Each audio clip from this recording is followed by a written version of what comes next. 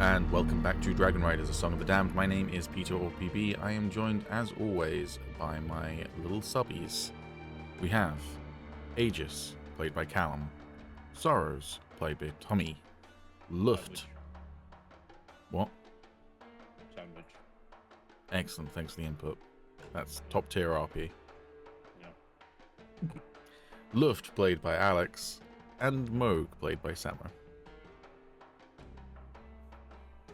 Hello.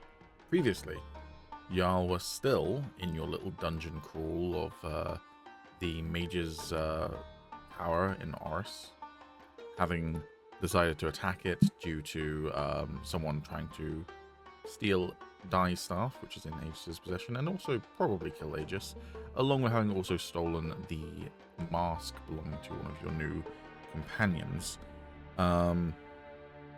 You had fought your way through the initial kind of tower, failed to unlock a magical chest. You then found your way to the very top of the tower, where you stole a bunch of magical items and spell scrolls, got sucked into a mirror and fought a bunch of elementals, and then you took a portal down to the vault, where you were confronted by the person who had orchestrated the assassination attempt on Agis, and you fought your way through her and her minions, including a bunch of jade statues. And we picked up when we kind of like just finished that fight. You'd all leveled up, which I believe you all done your level ups.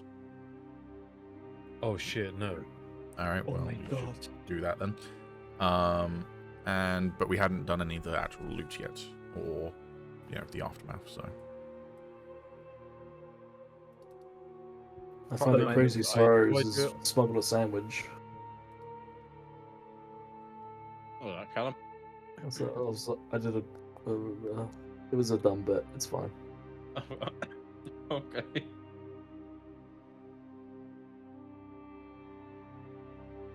Go ahead, Alex.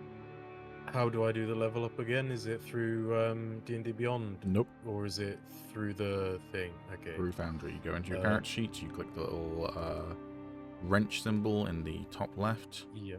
And then you go to your features tab, and you can then level up in whatever class you currently have, or if you want to add a new class, let me know which class you want to add, and I'll add it for you. Thank you.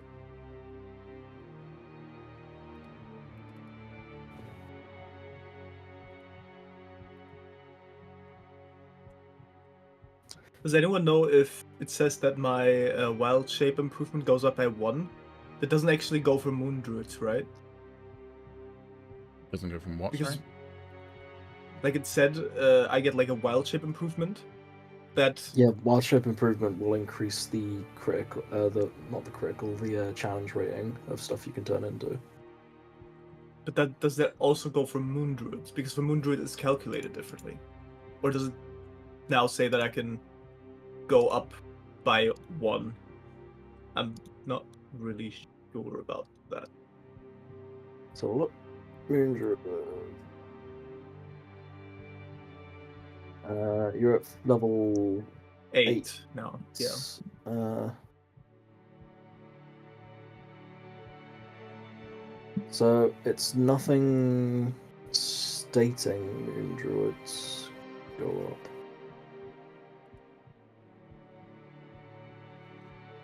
At level 8 of Druid, just Druid, you get Wild Shape Improvement. You can use your action to magically assume the shape of a beast that you've seen before. Of challenge rating 1 or lower, you can use this feature twice. You regain expended uses when you finish a short or long rest. Nothing different about it for Moon Druids. Okay, so everything stays the same for me then, I guess. Yeah, level 8, looking at the actual Moon Druid stuff as well, there's no benefits you get from 8. Okay.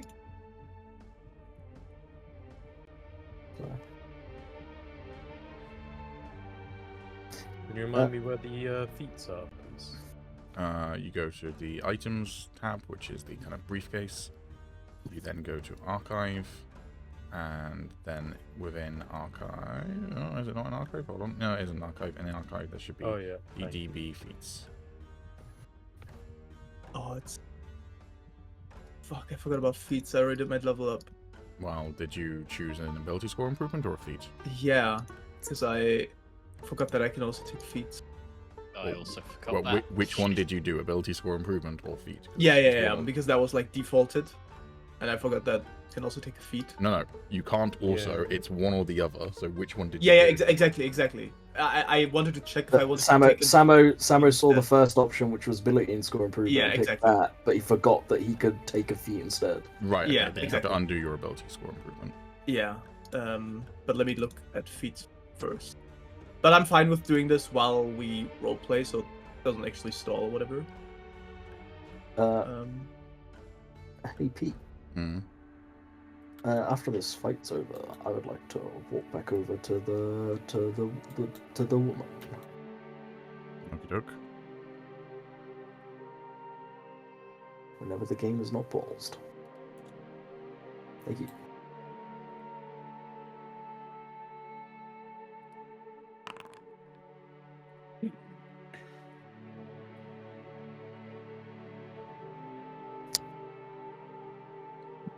Oh, actually, one thing before I forget, everyone's stabilized, right?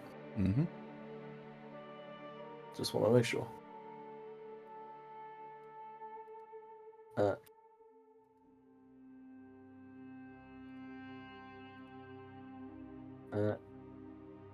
Anyway, does she have this Demonomicon on her person? I will not be touching it if she does, but I just want to go through her stuff to see if she has the book. She appears to have a dagger, a rapier, a book that appears to be bound in the flesh of various creatures. Okay. No name on the front cover. She has what appears to be a very fancy set of stationery, like a quill and ink pot. She's wearing leather armor. She has a single sheet of parchment on her, a drum, a book, some robes, and a small knife. Okay. I'm just going to assume that book in multiple different skins of whatever is the thing. That's a hell of a assumption. Well, it's better to be safe than sorry, Pete. Well, you know what they say about assumptions, makes an ass out of you and me. Yeah. So I will I don't know, I'll just use some cloth or something to pick up the book without touching it and then pop it in the bag of holding. Okey-doke. Give me 1 second. That and then any of the relevant like weapons and stuff on her person. Leave the armor. It's don't know about these other loot goblins here, but I find it kind of macabre to strip someone of their armor once you killed them, unless it's like plate. Yeah, I'm also not looting instantly. At least I'm kind of trying not to die on my 7 health. Cool. You take the Demonomicon of Igwilv. You said you want to take any relative weapons. What does that mean, relative weapons? Well, just the rapier, the short sword. I think you said, right? Rapier and dagger. Dagger. And then everything else you listed. So 10 gold. Oh yeah, well, take the gold. Well, add that to a pool actually, because I assume there might be some more gold or other oddities around that we'll split. Okay.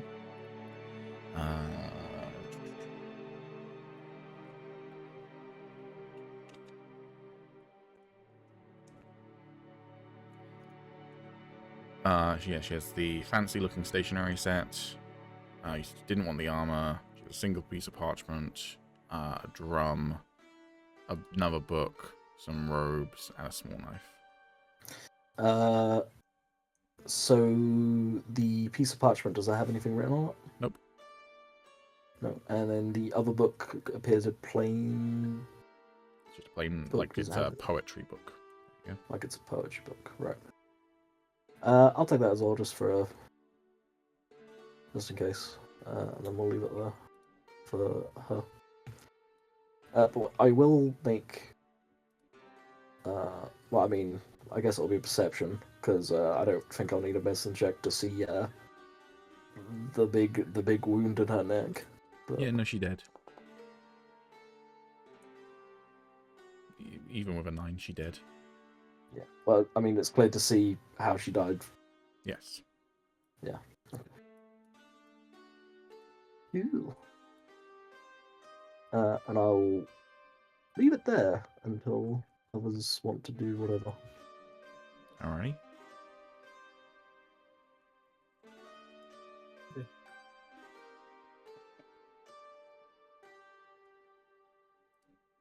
What's anyone else want to do?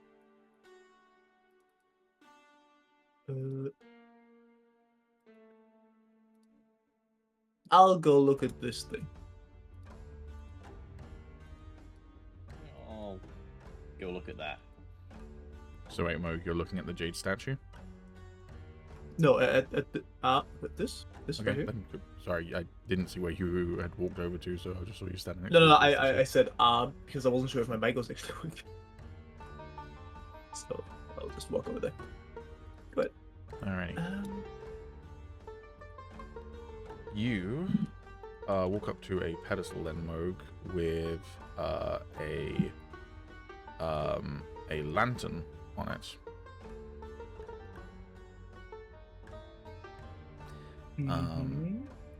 Oh shit.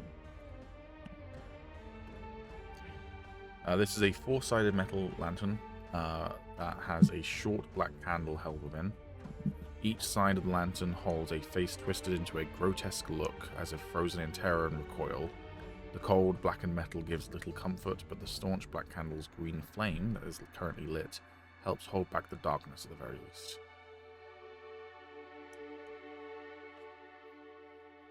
Does it seem that the candle is actively running out?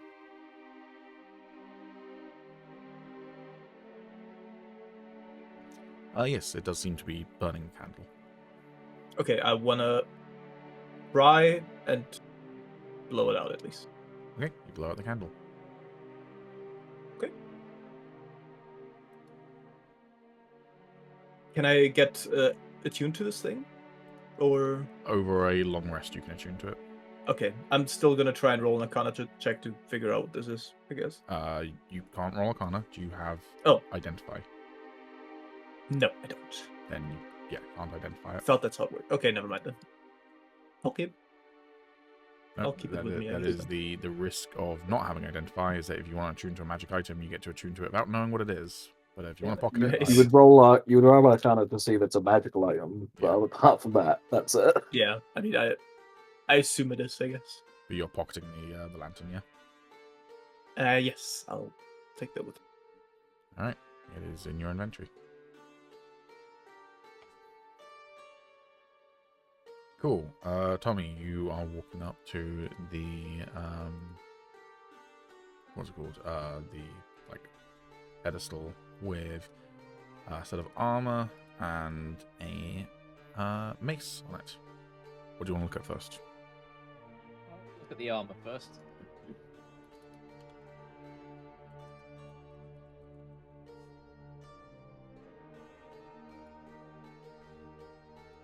Alrighty. This is a set of plate armor. Mm-hmm. It is kind of a citrine blue color, and sorry, no, it's a blue in color with a kind of citrine engraved with the shield rune. So clearly magic in origin because it is got a rune embedded into it. But beyond that, runes, like basic runes like shielding, are fairly common that you'd probably recognize it, but beyond that you don't know what this armor does. Okay. What about the mace? The mace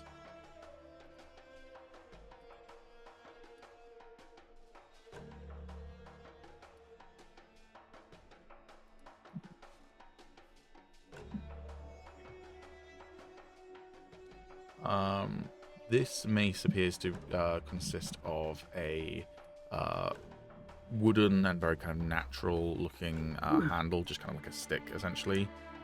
Then meets up in what looks like some sort of crystal orb of some kind, with then a crystalline blade and spike on the end of it, making it into a mace. The whole thing, and flowers wrapped around it, it gives off a sort of druid vibe to you. Moat suddenly starts drooling uncontrollably. I will look at this and then I'll call over Moog. I'll slowly walk over, I guess, trying not to trip over and die. I think you might like the look of this. Would this actually tell me anything? Would I know anything about this? Or is this like some obscure magical item that no one has ever heard of?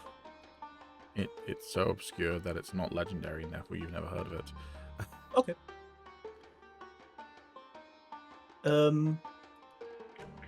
You can roll me an insight though. Okay. Insight. Yes. You reckon it's a weapon of some kind? Okay, not good enough. I'll take it and then I'll kind of inspect it in my hands. Yeah, I mean, this certainly does look like something that would interest me. I will then, because I mean, to be honest, doesn't really seem like my kind of shit anyway. I'll trade the lantern for it because it doesn't really interest me that much. I'll hand you the lantern. Alright, Saras is encumbered. With the lantern covered in? Yeah, for some reason, Tommy refuses to sort out his gear, so he is continuously at the point of nearly being encumbered. Tweak that in a moment. I can also carry it for you home if you want. That's fine with me.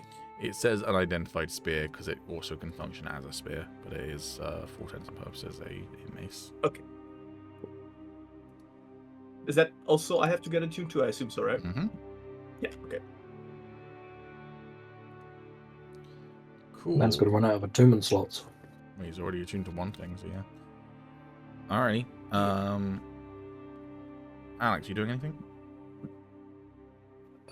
Still trying to level up. Okay.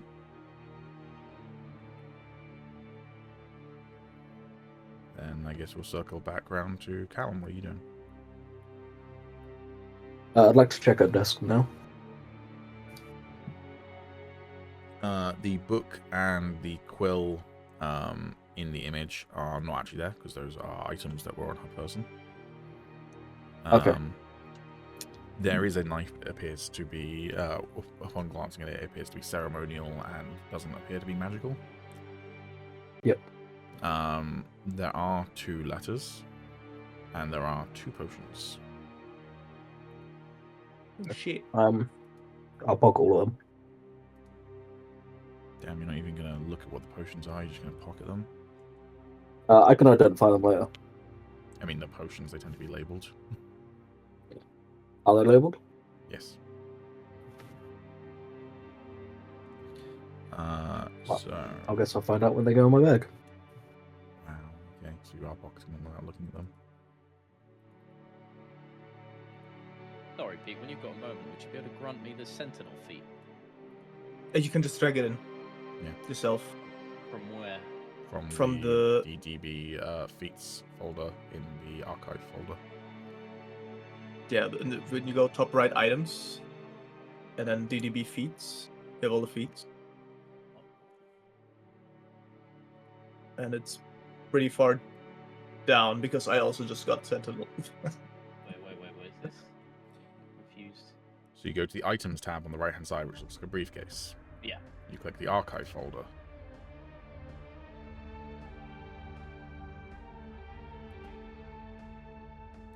Wait, I think I'm items tab on where? On Foundry. Top right hand corner in Foundry where you Oh. have the chat message and all that. There's a little briefcase that says items. Yeah, got it. Thank By the way, the potion was 2 of the same potion, so Okay, cool. you can at least acknowledge that much without reading the label because they look identical. So, I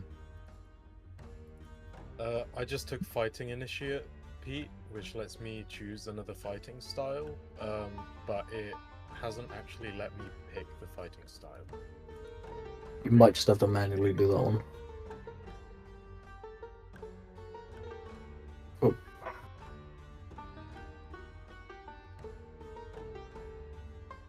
Just give me a minute and I can deal with that.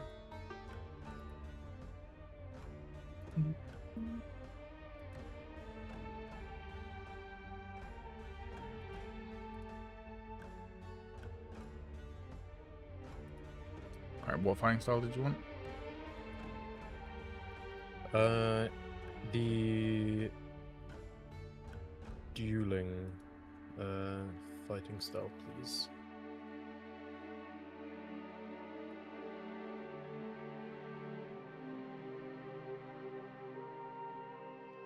That's slightly annoying that it has put it in other features rather than fighter features, but let's see if I can't tweak that.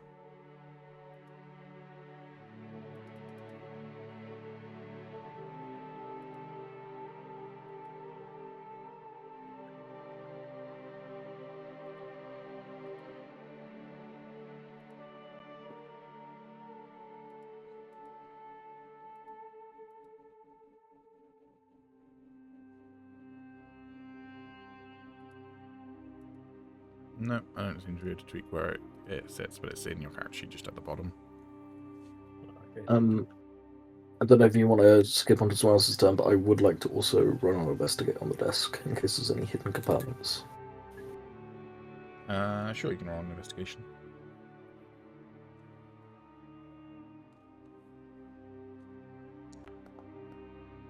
You don't find anything. Okay, that's fine. Cool. Luft, since you were leveling up, what did you want to do once you finish leveling up rather than just T-posing while you're in the level up menu? Is there anything that hasn't been looked at yet?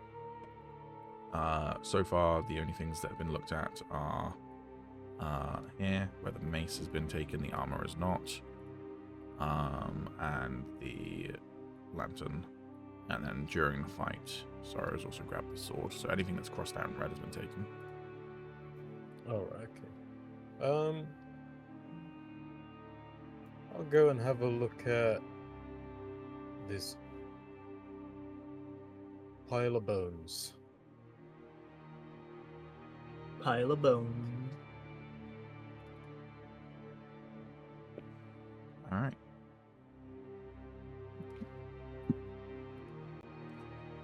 So you walk up to this pile of bones, and most of the bones appear to be unremarkable. Largely just kind of blackened with age. It appears to be a humanoid of some kind. Not 100% sure on the specific species. The skull, however, is a little bit more of interest, because this is what the skull looks like.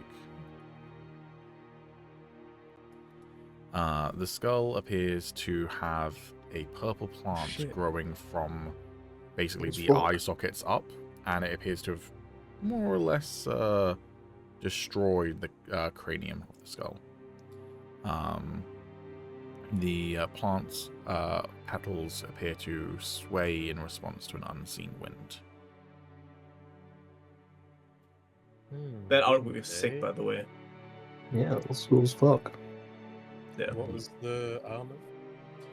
The armor is plate mail, but beyond that, you don't know. You can just see it from here that it's plate mail.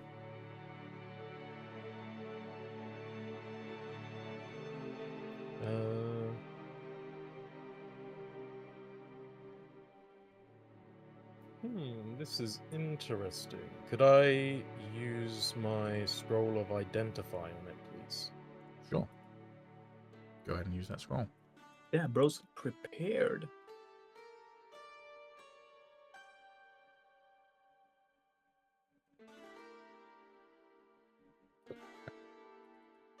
Cool. You cast Identify using the spell scroll, and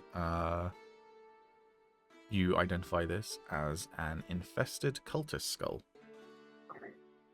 So this is what identify tells you about this skull. First of all, it does not require attunement. This humanoid skull is infested by a parasitic purple plant from an unknown plane. The longer you stare, the more you could swear the petals sway in response to an unseen wind. The skull contains 7 petals. While holding it, you can use an action to pluck a petal to cast the Guiding Bolt spell +5 to hit, dealing necrotic damage instead of radiant. The skull regains 1d4 plucked petals daily at dawn. If you pluck the last petal, the skull crumbles and is destroyed. Pretty fucking sick. That's pretty tight. Just cast a guiding bolt at people and then just like take my bow out and go ham. Wait, did you say at 5th level? No, with a +5. Oh. Oh. Samo loves to Jesus. hear things that just aren't said, doesn't he? No, I was reading my own stuff. I just heard 5, and I was like, But it is a common thing with you where you're like, did I hear this? I'm like, no, you didn't hear that. But Did I hear wishful thinking. Yeah, I'll pick that up. Alright. Stick it in my bag. It is in your inventory. Let's just make sure it's worked properly.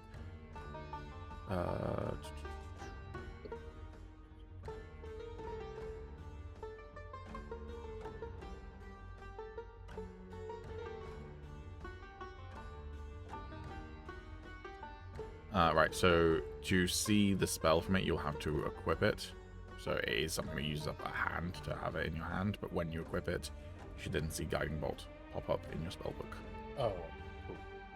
I can't get over that artwork. That is so fucking sick, man. Yeah, Loot Tavern's pretty cool.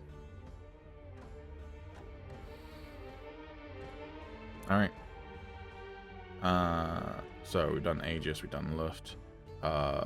Mo, you managed to interact with both the mace and the lantern, so we're gonna go back to Soros then. Yep.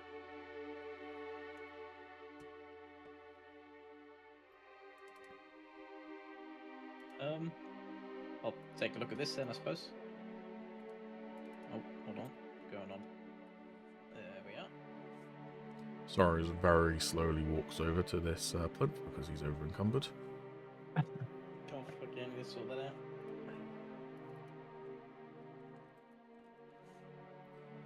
Alright.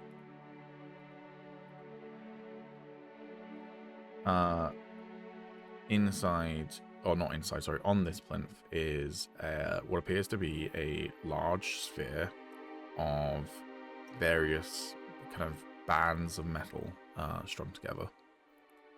I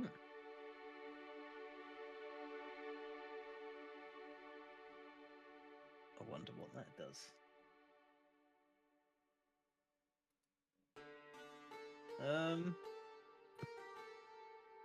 Looks funky.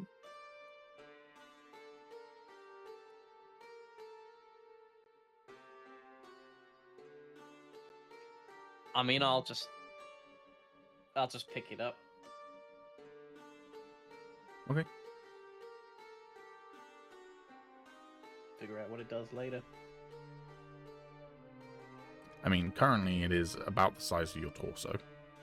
I was just about to ask how big it is, but okay, yeah. Oh. How much does this thing weigh?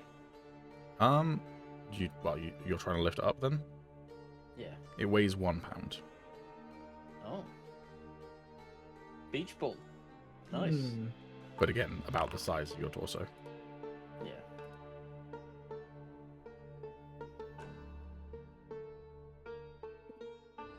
I mean, if you want to carry it, you can carry it. You just can't really put it in your pockets right now, so... I'll leave it there and get Agis to sort it out in a bit. I mean, my best bet is that something's inside. That you probably want. No. This is an Agis thing. Alrighty. Moog, what are you doing? I would like to roll... It's investigation to see if there's anything else in this room, right? Anything hidden, anything cool? Yeah, Anything? traps and such like, and secret compartments would all be investigation. Okay, then I'll roll that. Come on, do me good. Okay, I have one more inspiration from Alright. 2 sessions ago. So, let me... Don't fail me. Come on. Hey, it's better. You don't find anything. Unlucky. Alright. Yeah, that's me, I think. The last 3 rolls have been investigation rolls, and we've rolled a 6, a 4, and a 5. I also rolled a net 1 as my first roll, so I'm popping off. Yeah, Agis' 6 was also in that one. Oh, damn. Start off strong. Alright, back to Agis then. What are you doing? Okay, well, I've gotten everything I wanted out of this, so what I will do though is I will go check on the other 2 people. Also, I'll turn off the music because I bet you that's been fucking playing. Alright. Fucking. I'll roll a medicine check. Medicine. Oh, no. And then you turn it off. I turned it off. Yeah, that was what it was playing as you turned it off. Alright, you're doing a medicine check to what? See if she's alive? Yes. She appears to be alive and stable, just unconscious. Okay, in that case, then I won't fuck with any of her shit. But as long as she's alive and stable, then I put her in some sort of a recovery position, I guess. Alrighty. I'll leave it there. I'll say that counts as your turn for now. Yep, So that is fine. Then it would be Luft again. Ooh, let me see if I can break that string of low investigation rolls by also doing an investigation roll for secret compartments. Alrighty.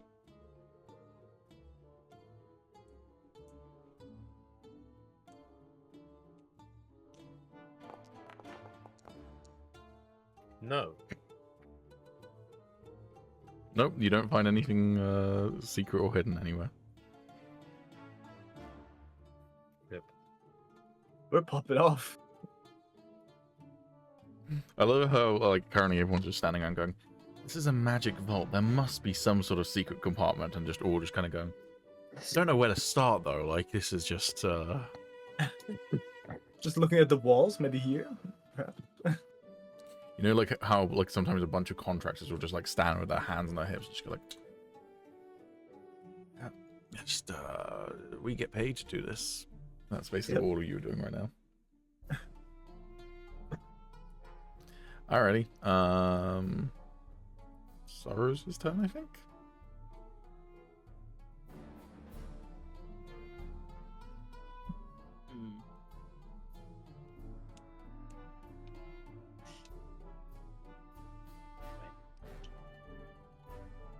Measure it.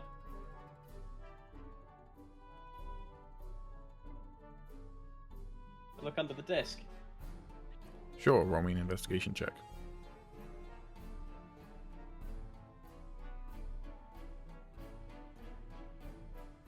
That's where the bagman's hiding. Nice, we've got a 17 investigation check. Let's go. The desk is one solid piece of marble that connects to the floor. There is no under of the desk. There is from the other side where the seat, you know, goes underneath where your legs would go, but on this side it is just solid. Oh, okay.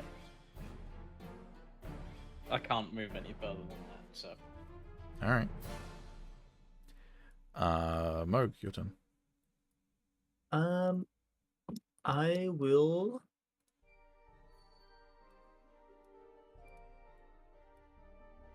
The fuck?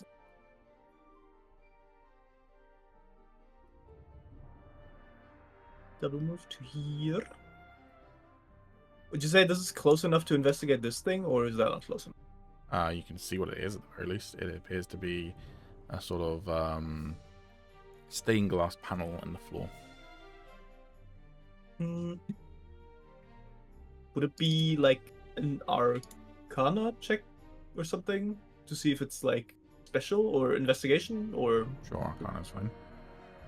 I mean, both are shit. So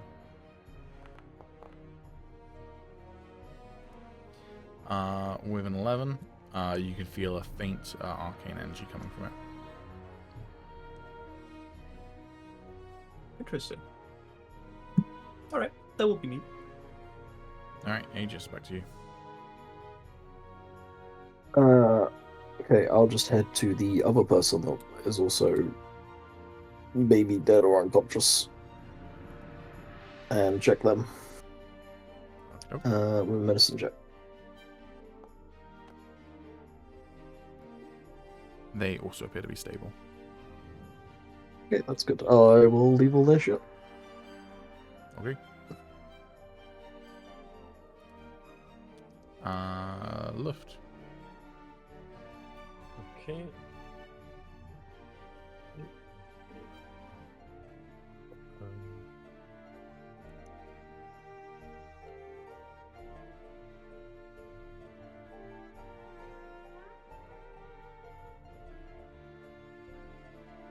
So no one took this plate mail, did they? Nope.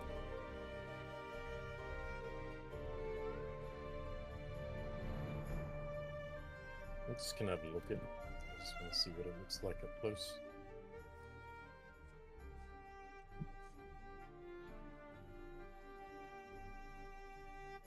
Again, it's kind of blue metal plate with kind of bronze kind of edge work to it. And in the center of its chest is a citrine engraving of the shield rune. Oh. Hmm.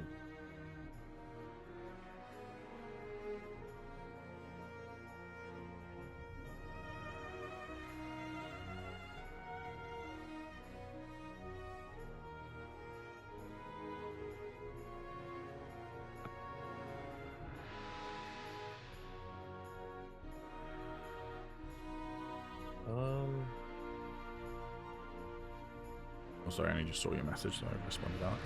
Oh yeah, no worries. I think that should work with what I chose.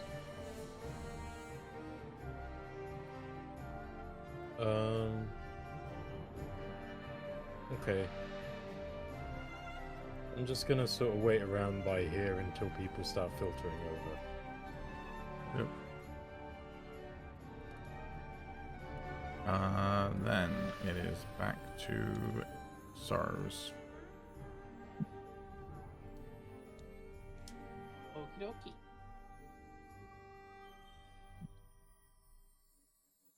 I am not Now so I'd like cruel that I'm going to make you re-roll your investigation check. Thank you kindly. There is nothing hidden underneath the desk. God fucking damn it. Okay.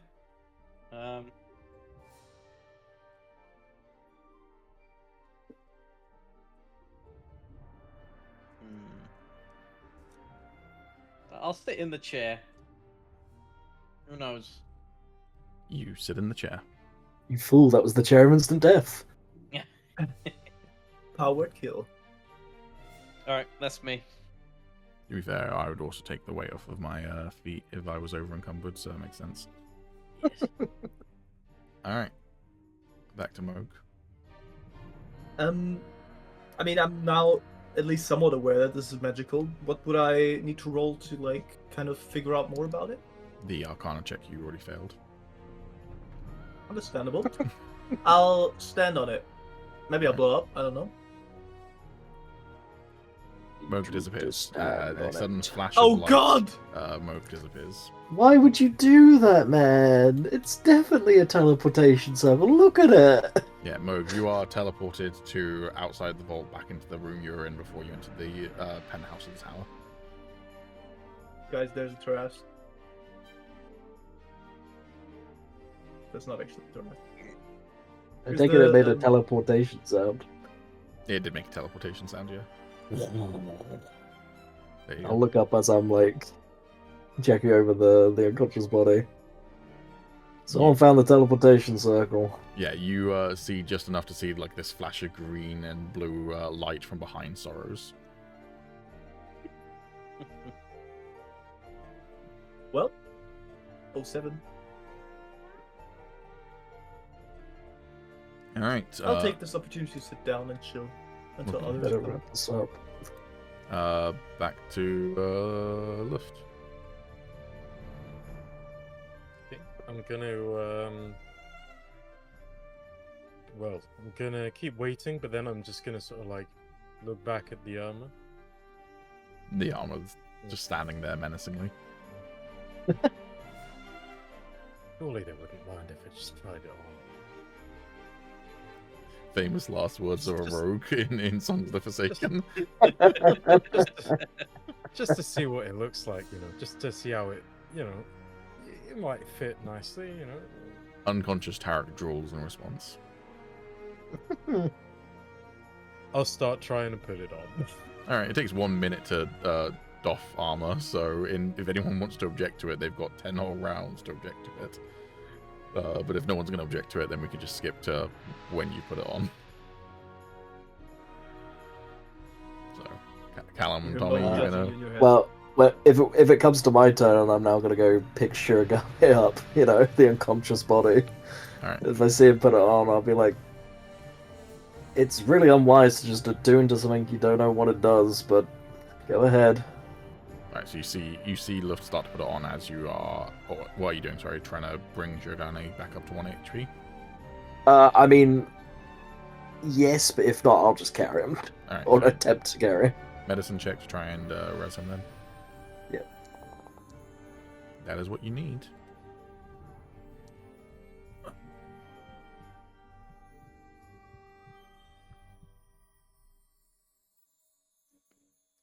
Did we win?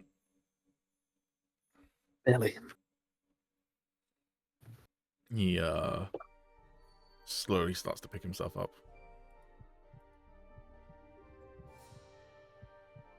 I'm gonna feel that one tomorrow. Aren't we all? He looks over at Luft. Luft doesn't look like he's gonna feel it tomorrow.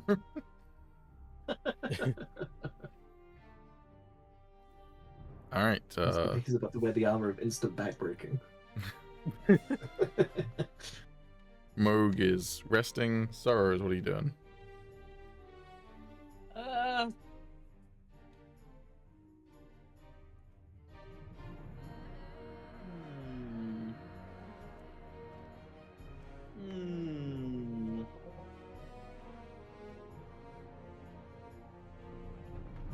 I'll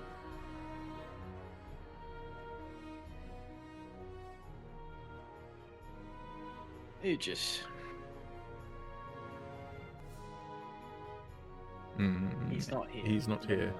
While we wait for him to get back, I've just realized you're a real son of a bitch, Alex. Why? So I've given you the skull that lets you do guiding bolt, right? Now the skull requires you to have it in your hand to be able to do it. Yeah. However, you also have your freaking ring, and your ring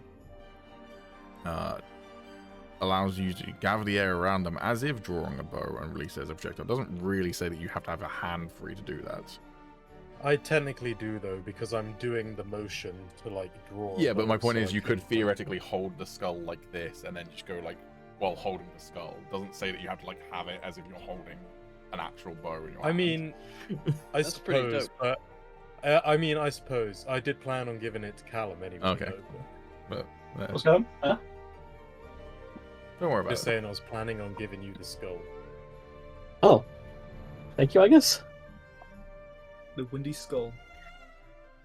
I only cared about the Demonomicon in here, to be honest with you. Agis does seem Well, like the I sort mean- of person to have an infested cultist skull in his possession, so...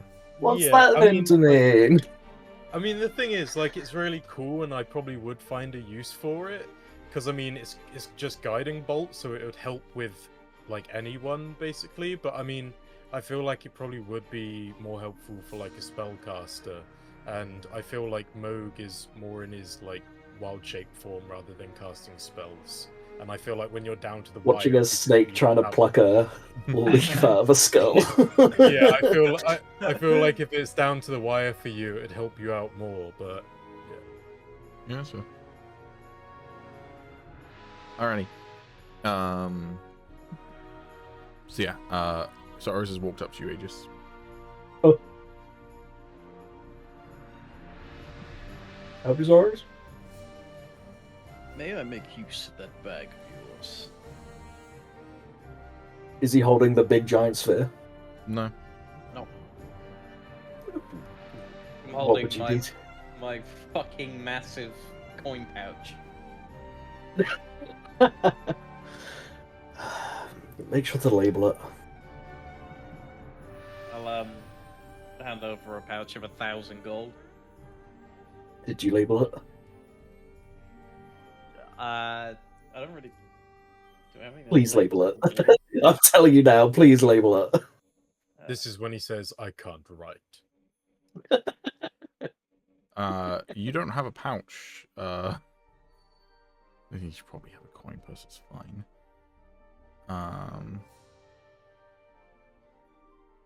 Give me a second.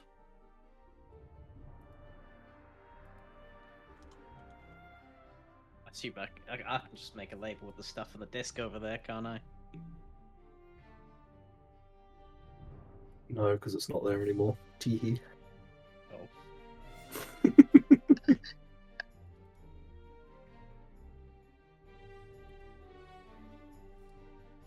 If now the bagman comes, and If I'm he not doesn't there- have a pouch, then at least write down how much you have.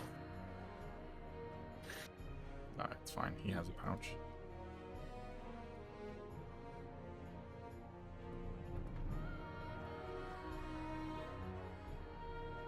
In that case, go ahead.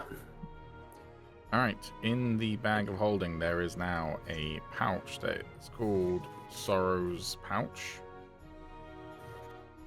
And within Sorrow's pouch is 1,000 gold. This is very much one of those things that people might forget about. Oh, 100%. Like every time people... Was it with the ruined where every now and again you would look at the ruin and think he was really poor and it's because you forgot you put all your money in a bag or whatever? Yeah, in Shack. Yeah. In his horse, yeah. For me as well.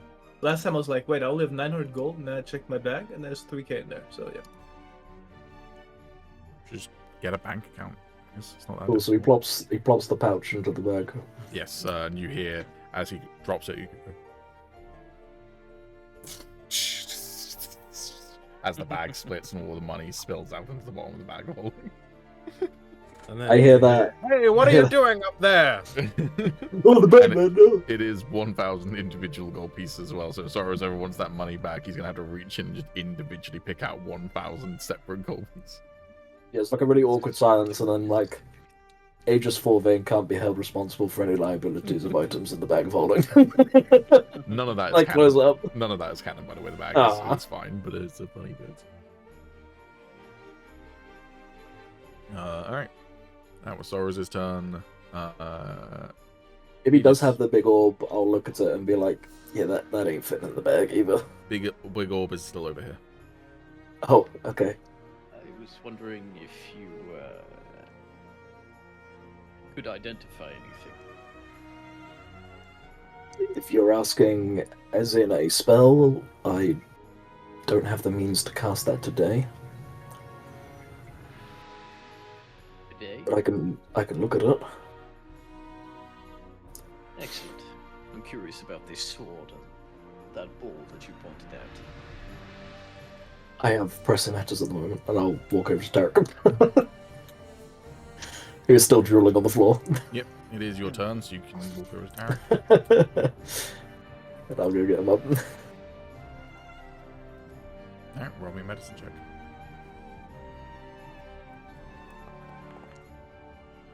He's stable, but he's still unconscious. I might have to carry this one.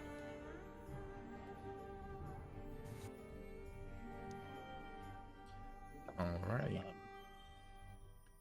Luft is still putting on the armor. Is anyone actually going to object, or do we just skip to Luft putting on the armor and seeing what happens? Go for it. I've used the words like a game prompt for a loading screen. Mm-hmm. That's all I can do. The armor does require attunement, so you're not going to find out what it does in terms of like anything specific. But you put on the armor, And nothing negative seems to happen. You don't immediately like get fused into a suit of plate mail that you're never going to be able to take off. Nice. That's a good sign. Turn to half plate man. As far as you can tell at the moment, it is just acting like a normal set of plate mail. Sweet.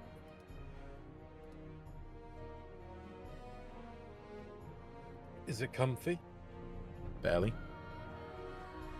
It's not a perfect fit for you, but if it's magical and you gather it probably is, then when you attune to it, it will probably fit, like as if it's custom made for you. So, because that tends to happen with magical items, as they conveniently scale to whatever size the character is. So, most of the time, there are some items that are specifically not that, but.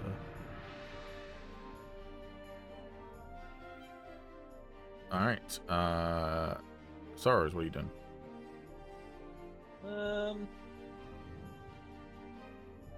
I guess I'll go pick up the ball ready for when we leave.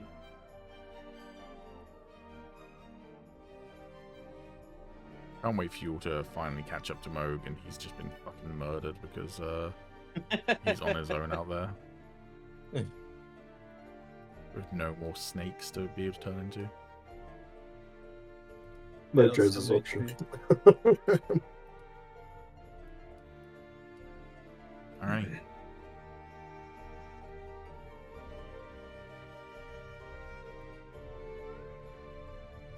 Back to Agis then. Cool. So I expect Sorrows, when I say might need help lifting this one, Oh, walks indeed, straight might up to the need help. ball and grabs it. So I'm like, guess I'll do it myself.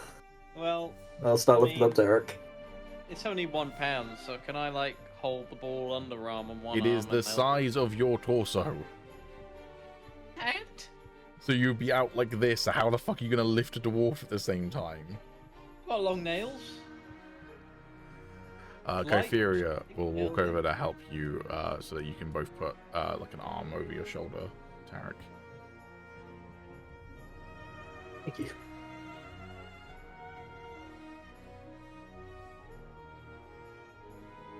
Alright. Lust, you finished putting on the plate mail. Anything else? No, I'll just sort of wander into the middle and wait for Shirogane to come over. You limp over. Nice fit, he says. Oh, thank you. I'm thinking I might keep this one. Fair enough. You got your mask back then? You happy about that, or? Yeah, it's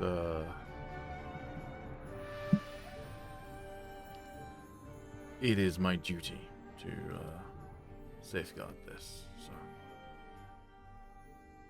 Well, you gave me quite a fright back there. Didn't think I was going to get to you in time. you're not done with me yet, friend. Well, I'm glad to hear it.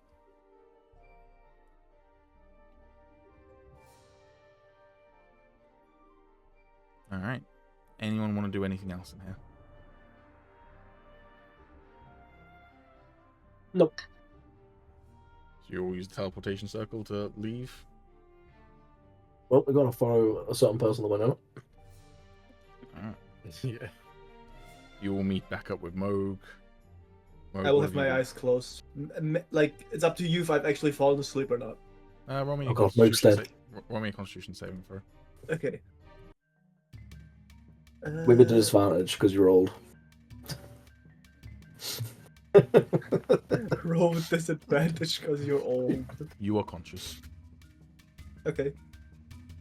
In that case, I'll like jump up as soon as I hear the humming of the teleporter again. I'll,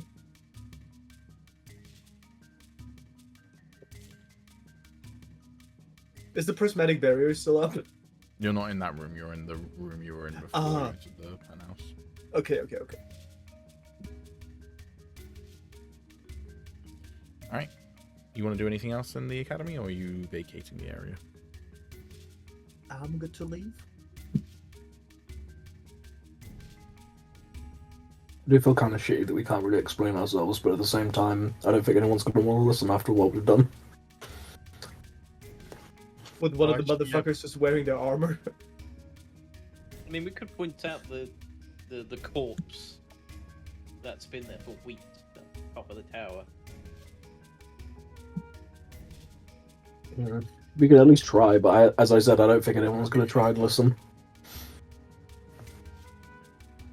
Yeah, and I'm not about to pick a new fight. Fuck all this.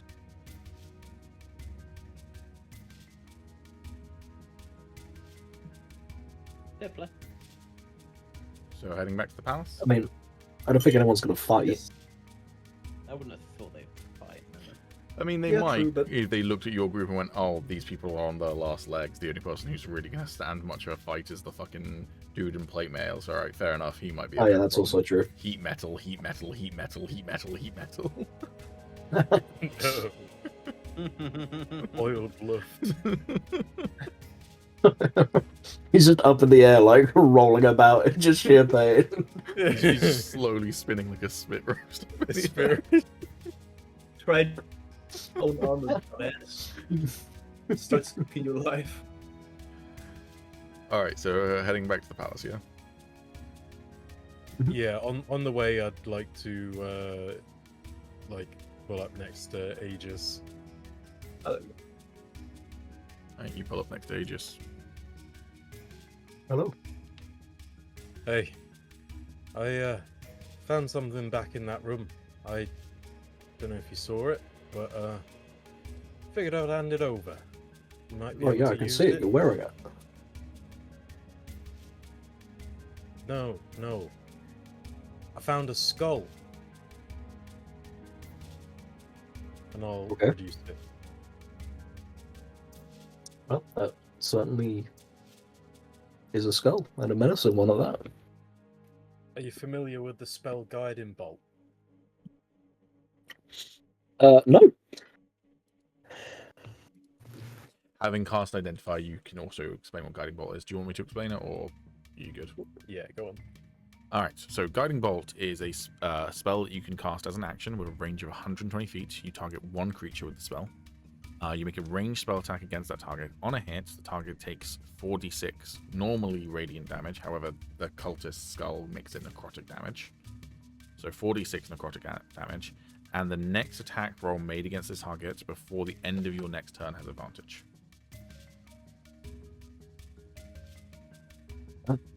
Let's see. That's one of them. Yeah, that would be why I haven't heard of it. It's one of them spells. It's not classically trained for people that learn the arcane. Yeah. Well, anyway, anytime you take a petal out, it will shoot a Guiding Bolt. And then it will grow back at, the next morning. Figured I you see. might have some use for it, if you wanted it. That's very generous. I'll open the bag of holding and I'll unfurl it out, but I'll make it like wide enough as in like I don't want to touch the skull because it's a skull. I'll just plop it in. It Thank you. is now in the bag of holding. You're welcome.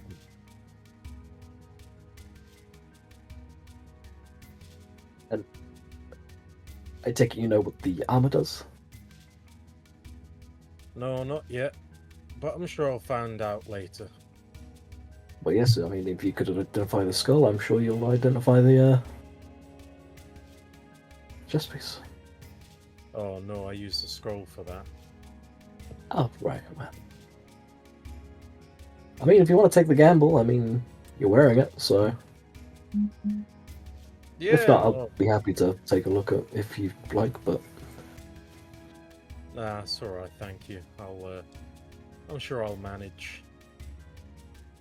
yeah, I'm sure you will.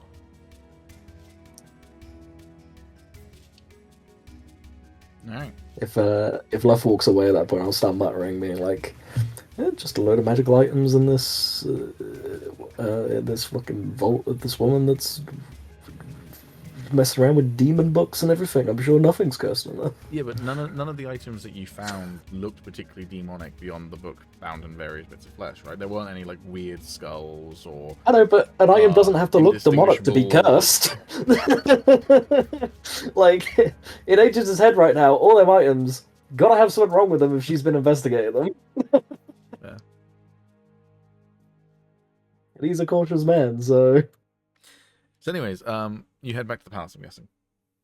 Yeah. sure. You all forgot what I said at the end of last session, which I think I might have said after I the did. stream. No, I didn't forget. You might have done it, yeah. Well, okay, That's what why I did wrote investigation. I have forgotten. It wasn't an Dragonheart? investigation roll. We could have just searched the bodies. One of them had a fucking dragon heart on them. Oh, really? But Oh, I didn't Yeah, no, realise.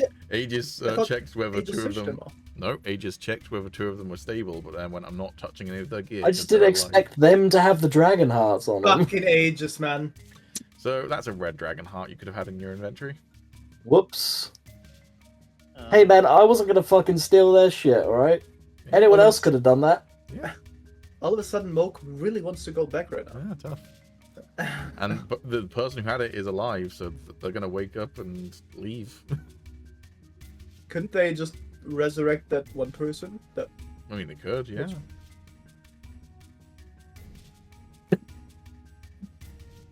Aegis wasn't about to fucking steal their shit while they were still alive, right? You made your bed, now sleep in it. Alright, you get back to the palace. Anyone want to do anything while in the palace before taking a long rest, I assume? can I attune to it while taking a long rest, or would that be you before? attune during a long rest. Okay, yeah. No, I'll just lick my wounds, I guess. I'm practically dying. I'll chill outside again, though, with my little tree. Alright, so Mo's gonna go hang out with his tree. Yep. Sarah's what are you doing? I'll finish off those barricades that I was in the middle of building when we left. Okay. You continue to work on the barricades. Remind me, was that a downtime activity that you were doing? Yeah, build defenses. Yes, it's a 1 week thing, so you had to do it once a day for a week. That's fine. Agis, what are you done?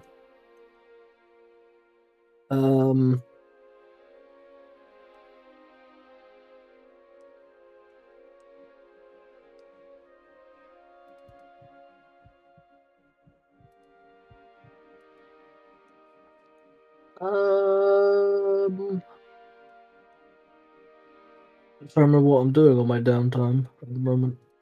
Oh, I could reset a stone. You do have a bunch of things to Rosetta Stone to be. Yeah, we just got a bunch of stuff to reset a stone, so I might reset a stone. Yeah, I'll do that. Why not? I can't identify anything because I've got no spell slots, so Alright, what are you Rosetta Stoning then? I'll go for the cloak that I'm wearing first. Alright, roll an Arcana check. That's not an 18. Oof. Also, you're rolling privately if you are not intending to currently. Oh, I forgot. Alright. I shouldn't be. It says public roll. Oh, I guess. Did you click it on your downtime activity? Yeah, I Oh, wonder maybe why. that does it privately for some reason. Anyways. They rolled an 11. Alright. And Luft, what are you doing? I'm gonna go and spend time with the dragon and attune to my armor. Alright. One quick question. We're in Oriss, right? That's what this place is called? Mm-hmm. Okay. The merchants that we've unlocked, basically, is that just the ones we know about, or is that literally all of them in the city? I believe all the ones in the city will be visible. If Shit. there's something that you want to try and find, it is a investigation roll. Try and find something specific. It's usually pretty high, depending on how rare it is. Yeah. I mean, I would have wanted something, some place where I can buy scrolls. Apparently, that's not actually something we have. But yeah, we can take a long rest first. Alrighty.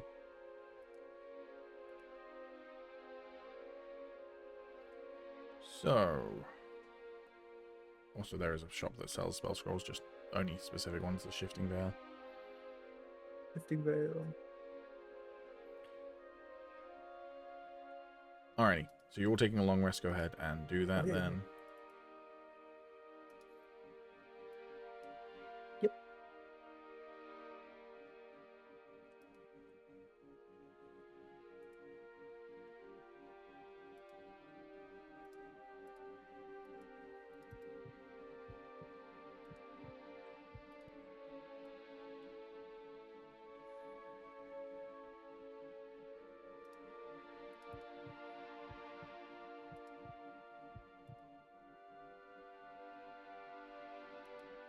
Oh, I really needed those 6 HP back, man.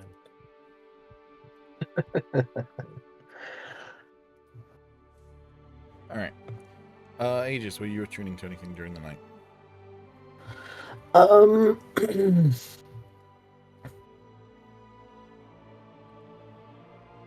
Yeah, you know what? I will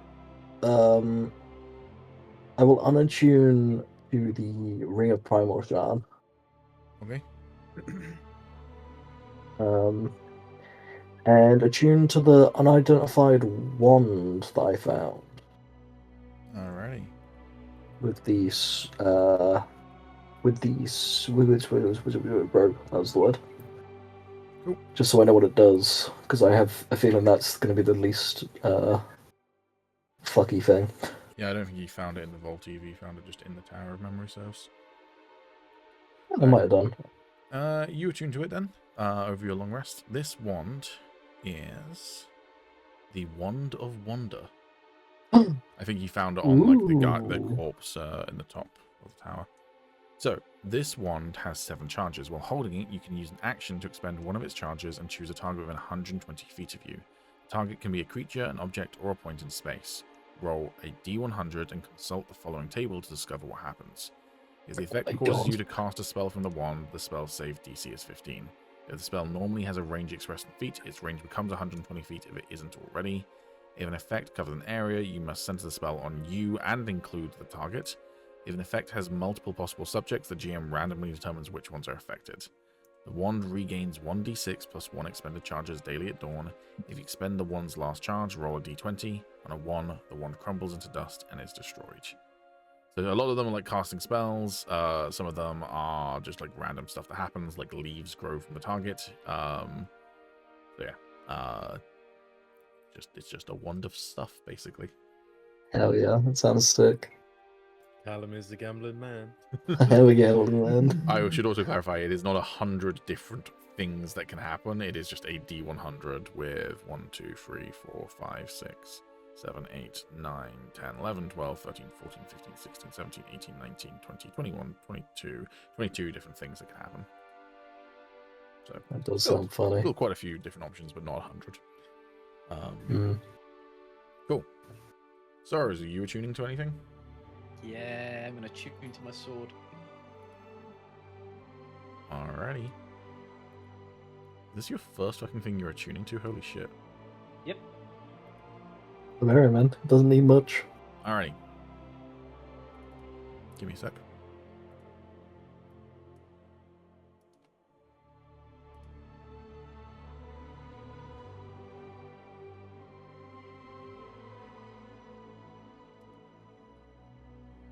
Just looking up something.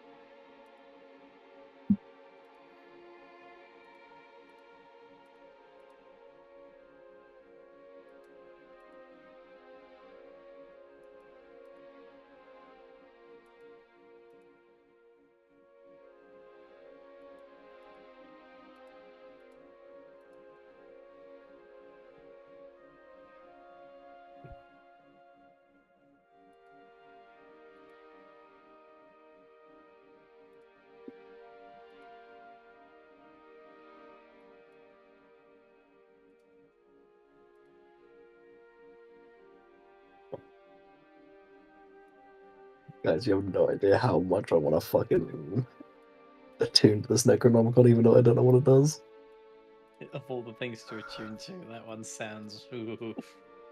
Do it. Fucking do it, pussy. Do it. Oh man, if only the Ruin was here, I know what he'd say. Bro, you're Yeah, already fucked in the head. You are a Bro, gambling you man. think the Ruined would let you have it? He'd be all over that shit. All right. Oh, baby. Both would just be in the bed, kicking up their feet, giggling, reading that book. Chocolate cake in hand. Let's practice our necromancy. Ooh. Oh. At night, you have Oh. a uncomfortable sleep, shall we say? Damn, bro's back. Oh shit. Here we go again. Feels like home. You wake up in a shallow pool of water.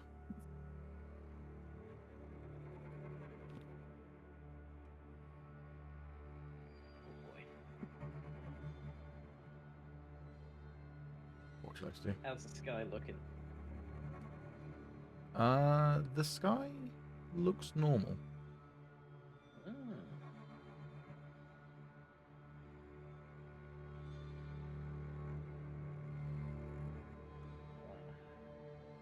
Free movement, I'm assuming? Mm-hmm. Do you want to roll me a perception Actually, check?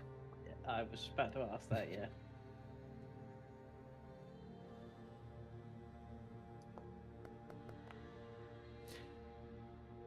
As you stand up and start walking around in the shallow water, your reflection catches your eye.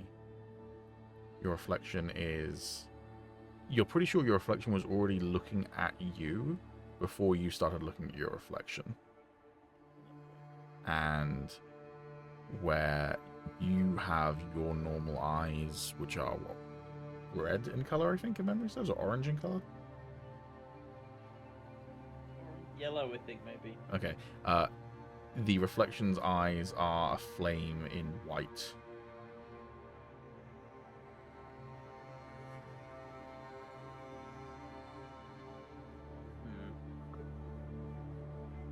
Does the I can't remember the scar I had on my hand from when I touched the guy in here the last time. Was that white? I believe that was white, yes. Does it kind of look like that? Kind of, but also kind of not. Okay. As you catch the, eyes of your reflection.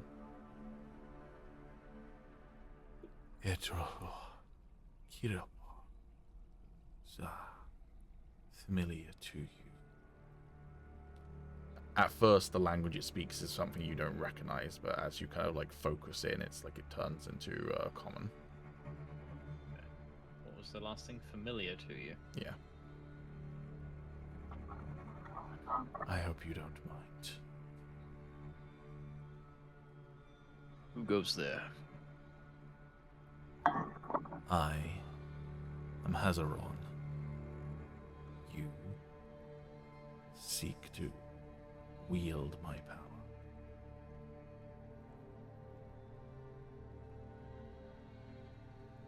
You speak of the blade. Your reflection nods. You notice, by the way, that, in your reflection, the sword is strapped to your back.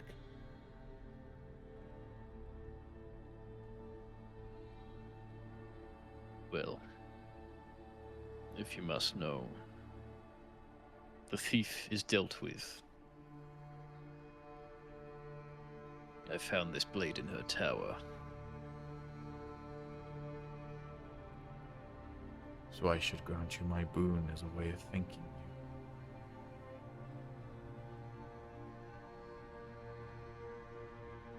you. Not necessarily a thank you, but it will help me protect it. Tell me, how would you wield me? Say that again, sorry.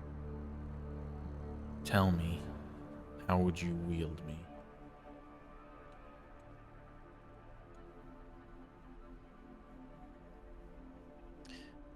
I would use you to defend those who cannot defend themselves from great powers that wish to twist our world.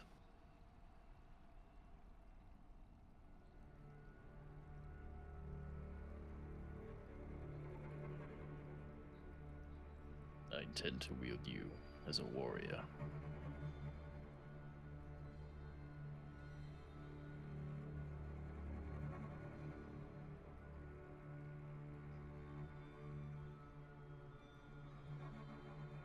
To protect the weak?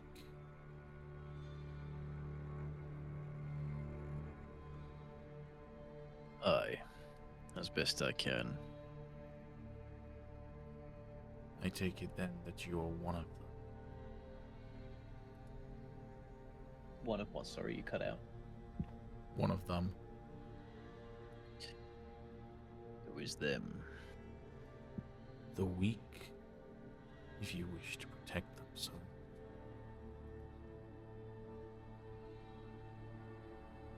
Maybe to some I am.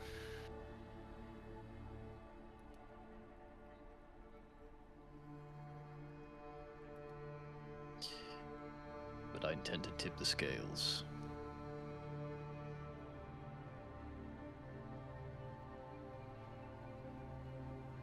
So what makes you worthy?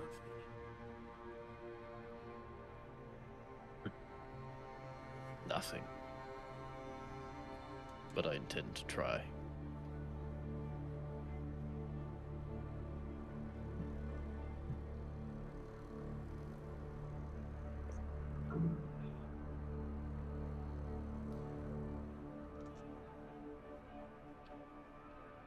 Yes, it's too late. I can see through your memories. The background in the reflection starts to shift rather than the sky around you to a mountainous village with houses on fire. The village appears to be tiefling in design. I'm gonna roll a d20 to see how I take that. Alright. Unfazed. I'll just look stoically. You call yourself Sorrows because that's what you've decided to define yourself by.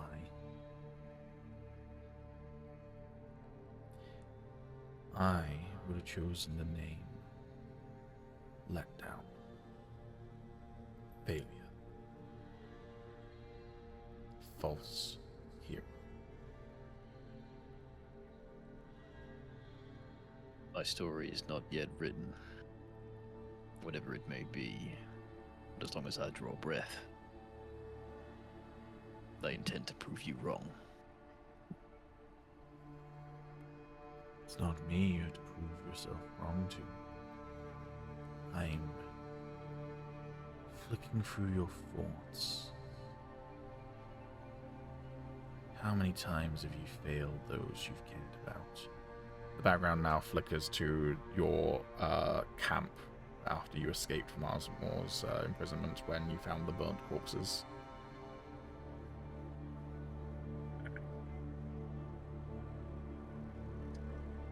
The ones I took my name for.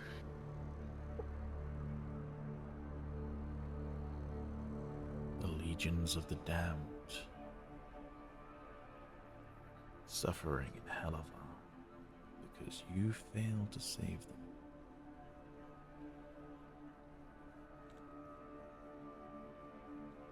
But there are others I have saved. We have saved. And will save. Ah. Riding on the coattails of your companions, I see. The Only a real fool. heroes. Only a fool ignores the weight of his companions. I could not do this alone. You are less Because- worthy of them than you are.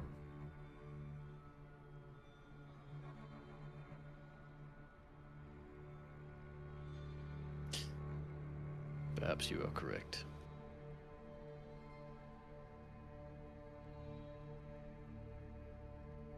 I may fail them again.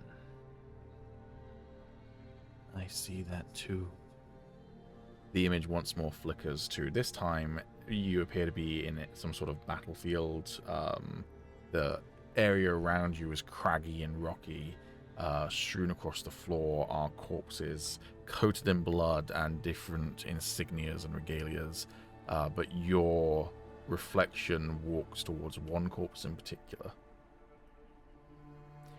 Who matters more to Sorrows, Gion or Etheria? Ooh. Yikes.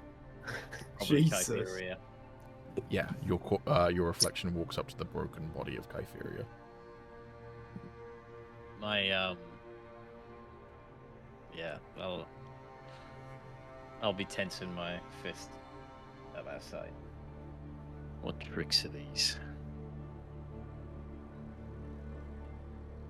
This is the future you have set yourself upon. You keep telling me that you're not worthy, like it's something you're proud of. This is where the unworthy.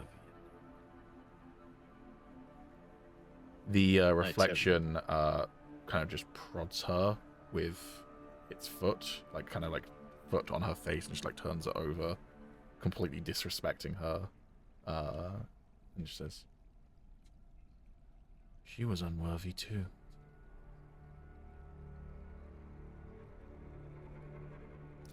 Roll me a con save, please. No, wisdom save. Yeah, okay.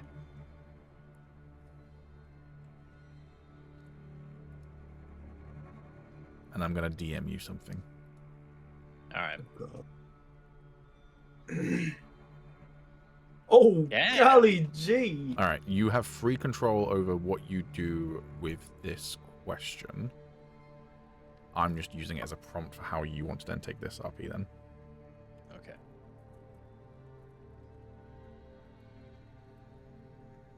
And then, based on that question, describe what you see next in this vision.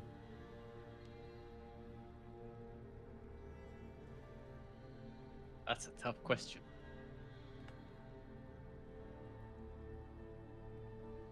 I'm gonna DM you something as well. All right.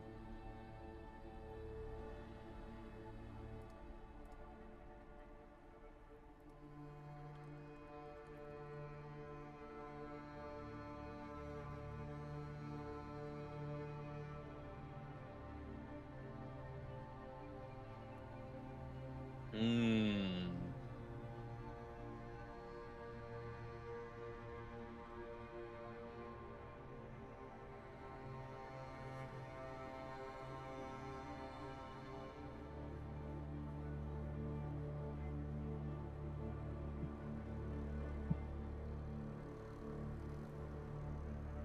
Oh lord, he typing.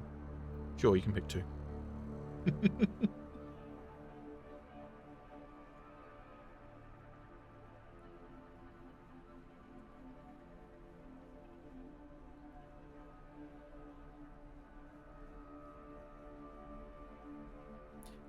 Yeah, if you want to describe the scene with a nat 20, I'm going to let you have full reign over it. If you'd rather me do it, then I can. But with a nat 20, I'm going to let you completely dictate what you're seeing in this vision. Because essentially it's the sword showing you lies, deception, every day more lies. We are the fuel. I see. I just realized I could totally make Saw Gerrera show up in a future season of Star Wars. Not Leviathan, because he's dead at that point, but apparently I can do a pretty good Saw Gerrera impression. Lies, deception, I'm Saw Gerrera. Mongolo. Yeah, please don't have Saw in it, because it'll just fuck everything up for us. It'll be the new Badger of this fucking series for Alex, man. It'll just be like, fucking soul, man. Let's get addicted to drugs. I see. myself looking over my shoulder in a dark and dank, crypt-looking building. Stone walls. There's sarcophagi in the rooms with a few torches. And then the waters shift to a bloodied and chained drow holding his weapon up to an inquisitor on his knees. And then it shifts back to the dark room. I'm looking over my shoulder and I'm seeing that same drow and a dragonborn next to him, kind of side-eyeing me. And then it shifts back and I see the drow cutting the inquisitor down.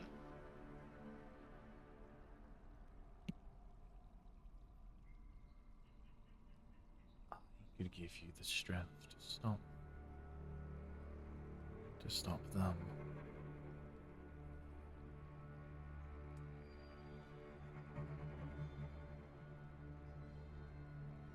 Before they bring ruin to everything you hold dear.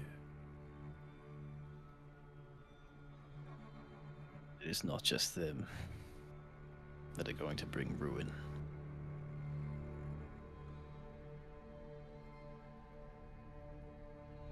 There is only one way to protect that which you care about. Help me. You must force your will upon the world with an iron fist. I could be that fist.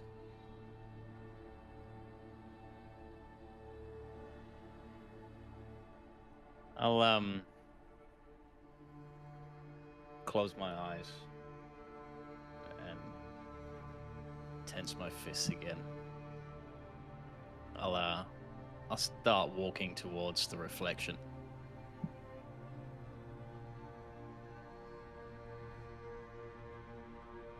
Alright. The reflection walks to you to meet you in the middle.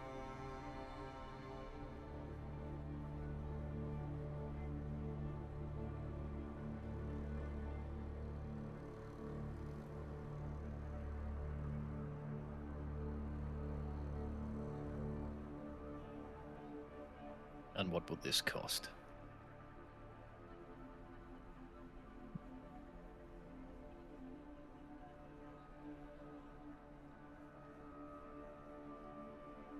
I already know. No cost is too high for you to protect what you care about. So why ask the question? Then let us be the ones to bring ruin.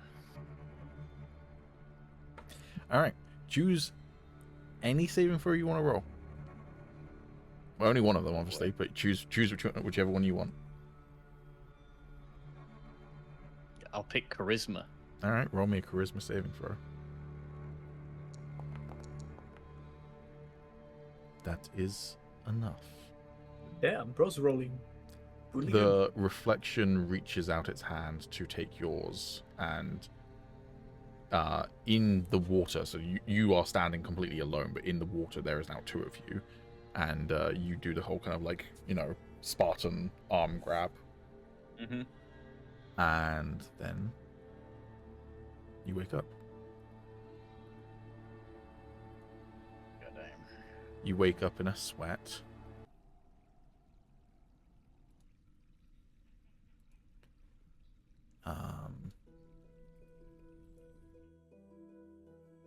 Like you've just woken from a nightmare. And the sword that you tried to attune to before you went to bed is lying there nearby. You sense something ominous from it, but you are successfully attuned to it and therefore have identified it. You now own Arzaworn. Arzaworn is a sentient, neutral evil greatsword. It's not cursed, this is good news. But it is neutral evil, the spirit inside it. Yeah. It is capable of speech in common and celestial. So it started off speaking celestial to you, then switched to common. Even if you aren't attuned to the sword, you gain a +1 bonus on attack rolls and damage rolls made with this weapon, which is what you experienced before. If you aren't attuned to Hazarorn, you deal an extra 1d6 necrotic damage when you hit with the weapon. However, while you are attuned to this weapon, its bonuses on attack rolls and damage rolls increases to +2, and a hit deals an extra 2d6 necrotic damage instead of 1d6. Fuck. Damn. Additionally, it has 4 charges to cast spells. As long as the sword is attuned to you and you're holding it in your hand, you can cast Detect Magic, 1 charge, Detect Evil and Good, 1 charge, or Detect Forts, 2 charges. Each night at midnight, Hazarorn regains 1d4 expended charges. Wounding. While you are attuned to the weapon, any creature that you hit with Hazarorn can't regain hit points for 1 minute. The target can make a DC 15 Constitution saving throw at the end of each of its turns, ending this effect early on a success. That's nice. That's very nice. It's just, occasionally I might whisper into your ear about, do it, kill him now. Do it. I feel like Pete is trying to corrupt every single one of us. What?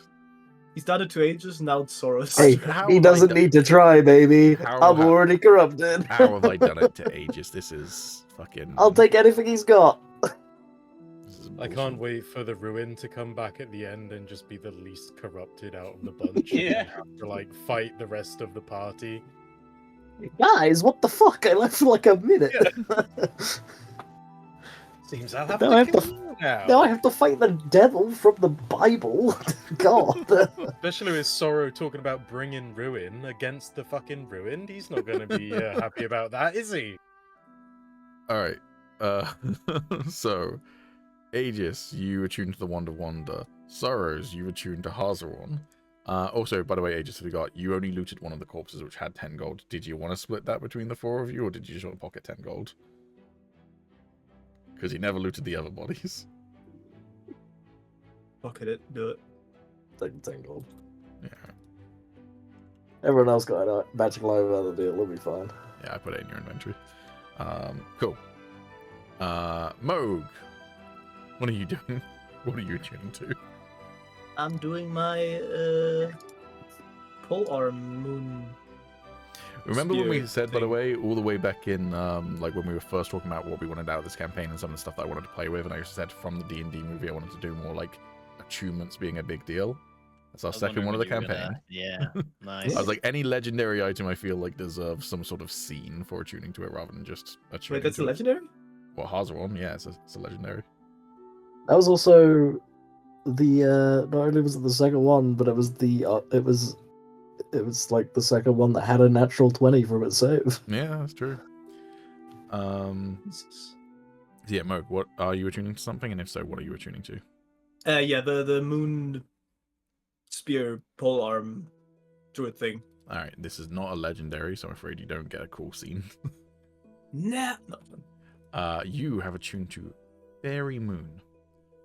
Whether seen as a sacred symbol, a source of power, or simply an ideal of beauty and mystique to strive for, the moon nevertheless holds a special place in the hearts of many Fae. Those most devoted to it wield weapons that harness this radiant lunar magic using a delicate crystal orb.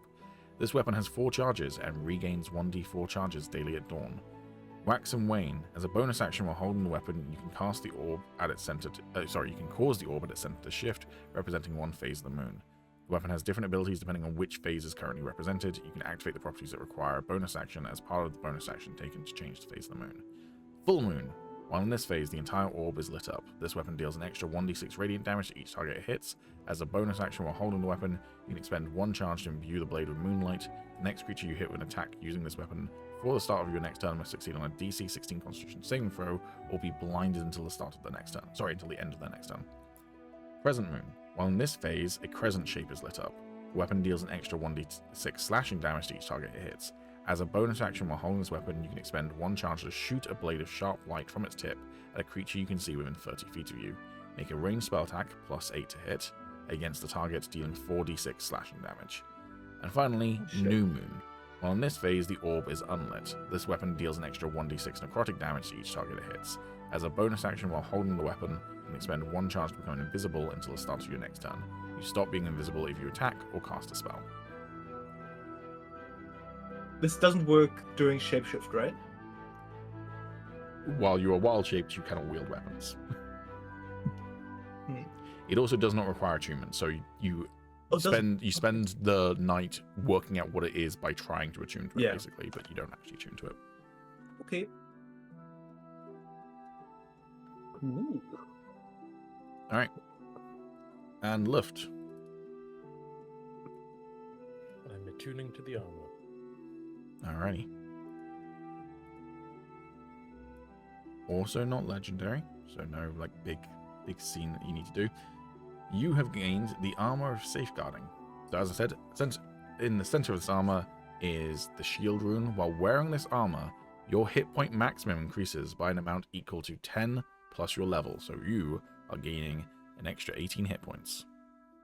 Oh, baby! Nice. That's not all. That's just the first bit.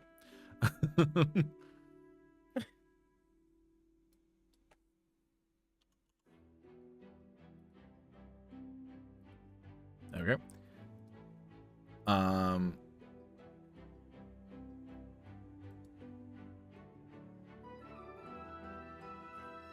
Cool. As an action, you can invoke the Armor's Rune to cast a Beacon of Hope spell from it. The spell has a duration of 1 minute and doesn't require concentration. Once the rune has been invoked, it can't be invoked again until the next dawn. And if you're wondering what Beacon of Hope does, this spell bestows hope and vitality. Choose any number of creatures within range, 30 feet. For the duration, each target has advantage on wisdom saving throws and death saving throws and regains the maximum number of hit points possible from any healing. Very nice. Very fucking swag. Oh, yeah. When you're long resting, are you long resting next to the dragon, by the way, or do you go to like your bed or whatever? Yeah, I'm sleeping next to the dragon. That is fine. Anything else that anyone wants to do over the night?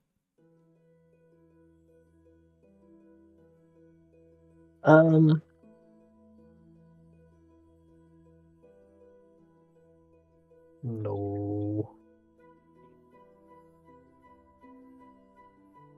Alrighty. Anything that people want to do the next day? I want to go shopping. Alright. So Moog's going to go shopping. Anyone else want to do anything?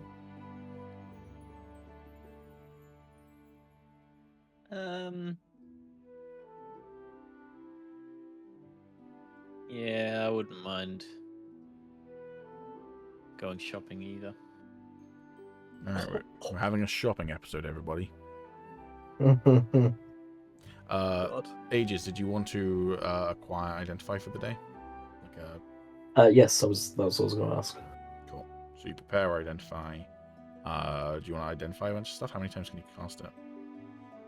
Well, as many spell slots as I got, which so it says is the 4. First level spell slot. So you could upcast it to second level as well. So you could do it 6 times in total. So if anyone has any, unidentified objects they want Agis to cast Identify on, go ask him as well. Oh yeah, okay, that's what I wanted to go shopping for. So yeah, I'll go to Agis. All right. I also go to Ages before I go shopping then, I guess, because then we can just Jesus get it Christ, calm down, boys. There's enough of it to go around. Dad, can you identify this for me, Dad? All right. What do people want him to identify then? And then Agis, if you're willing to identify them all, then I will allow you to identify all of them.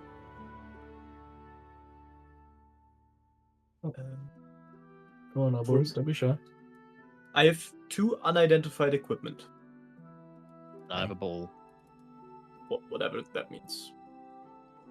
Okay, so who wants to go first, and what do you want to identify? You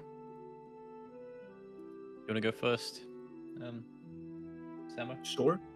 I mean, I know I have a spellbook and I know I have the lantern, so maybe this. Would you be willing to do both? Yeah. Okay, well, in that case, I'll just start with the spellbook, I guess. All right. You just go ahead and cast Identify. Probably target yourself, I think.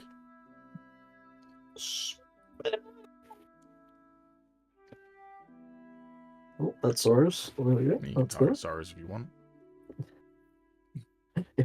What the fuck is this guy? He's too big to be a tiefling.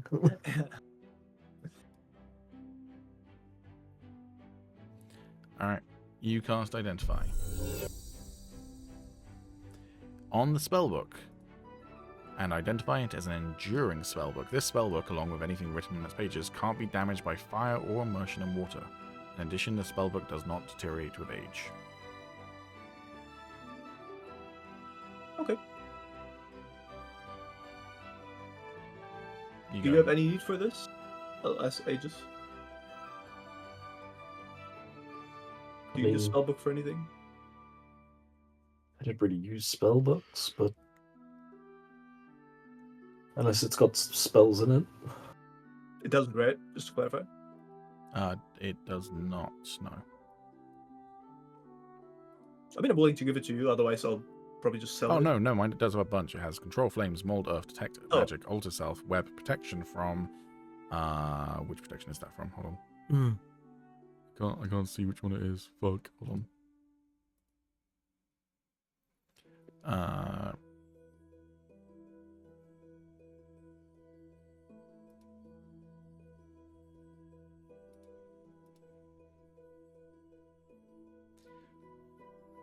Yeah, Control Flames, Mold Earth, Detect Magic, Alter Self, Web, Protection from Energy, and Pass Wall all on the spellbook. Yeah, no, I don't really have use for it. But I just use them normally with spell slots, right? Like it doesn't Yeah, have as long as you've charges or got the whatever. spell slot for it, you can cast Yeah. it. Okay, cool.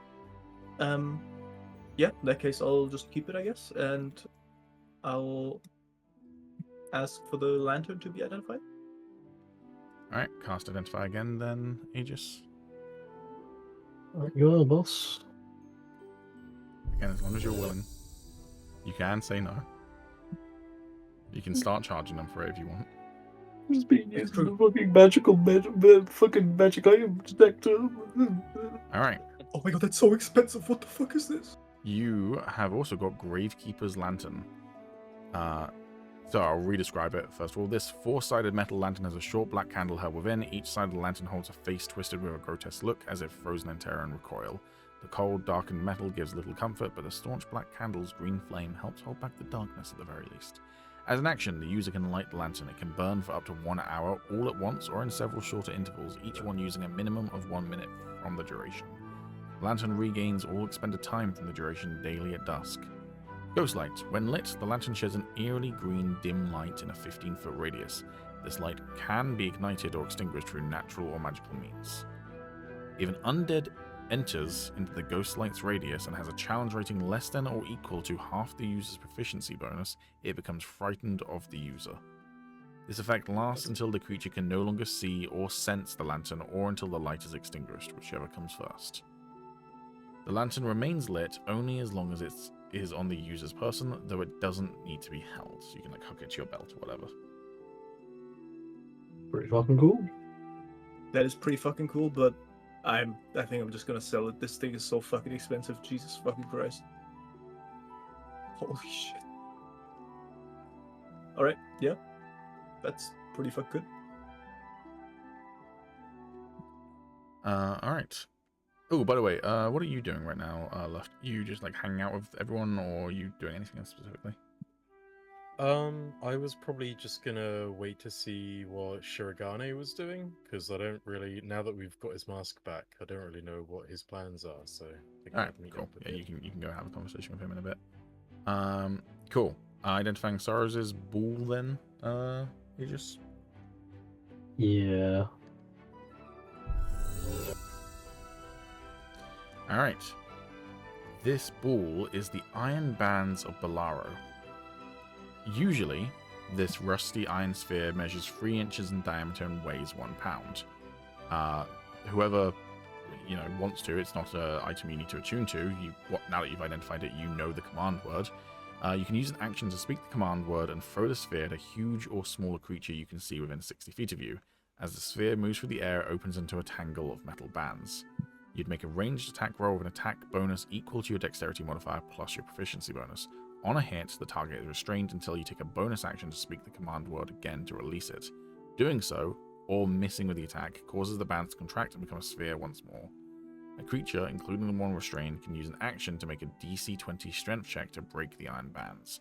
On a success, the item is destroyed and the restrained creature is freed. If the check fails, any further attempts made by that creature automatically fail until 24 hours have elapsed. Once the bands are used, they can't be used again until the next dawn. So it's a Pokeball. Damn. It's kind of Yeah, like a kinda. Pokeball, yeah.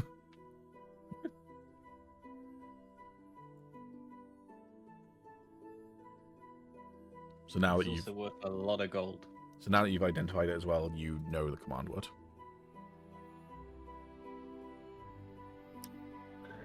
Well, I think that's all you guys wanted from me. Yes, thank you very much. Let me know if there's anything I can do for you.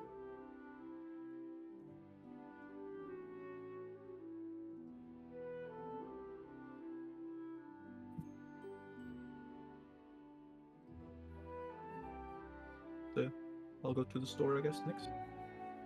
Alright. So, are you following? Yeah. With the giant ball? With the giant ball that, while incredibly helpful, is extremely unwieldy. I mean, again, from the identify spell, it's normally not unwieldy. It is normally 3 inches in I diameter. see. Okay, in that case, yeah. What's password? You want to say the command word? I don't want to say it out loud. Well, the only way that Agis can tell you is by saying the command word or writing it down. Oh, I Agis guess. is saying it. Yeah, of course. Yeah. What's the password, Agis? I don't know. Yes, you do. I don't. I mean, Calum doesn't know. Aegis does know. It's a Yeah, command that's what I word. mean. Don't worry about me coming up with some fake word that you'd have to remember. Just do you Oh, I don't know, fucking- do you relay the Yeah, command word to yeah, I'll Cyrus? relay it. All right. Here we go. Right. We have established that Shirogane and Luft are meeting up. If they hear a commotion, they can show up. So right now they're going to be outside in the courtyard. Oh, this is awkward. What? Nothing. All right. Right. Who else is going to be here?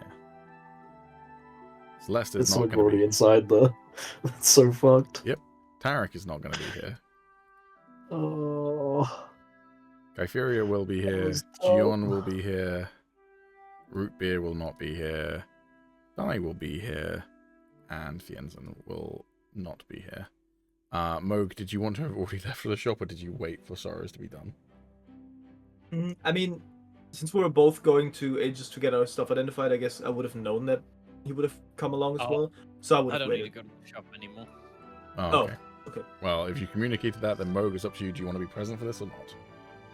Depends on if I would have stumbled upon this while going to the shop. I mean, If not, it's then I more would that already. as soon as you were done identifying, Sorrows would have got hidden hitting identifying, so how quickly did you dip?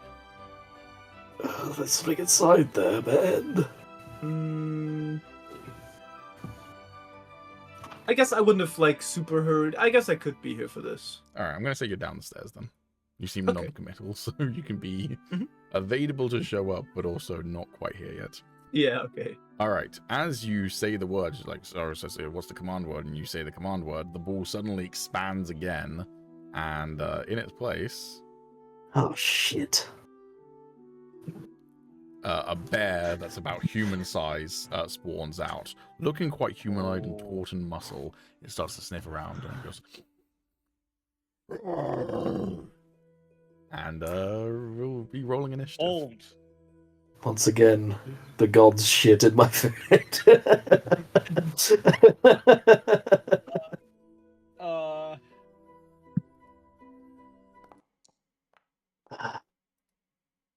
Oh shit.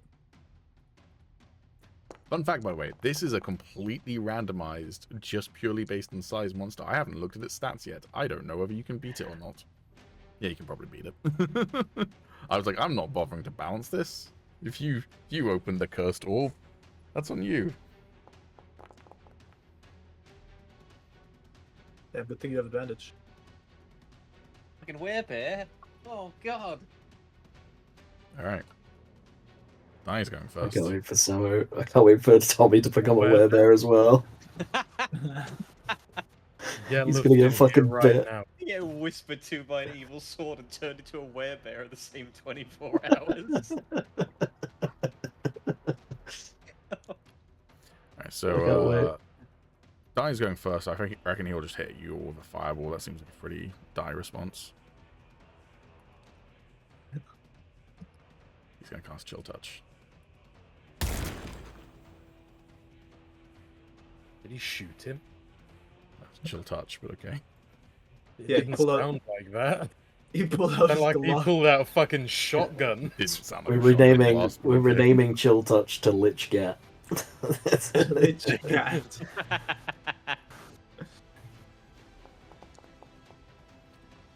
All right. It's going to take 7 points of damage, and it's affected by the Chill Touch effect. Agis, your turn. This isn't good.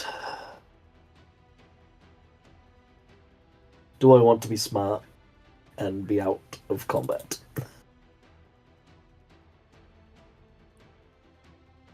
I could disengage as an action. Or as a bonus.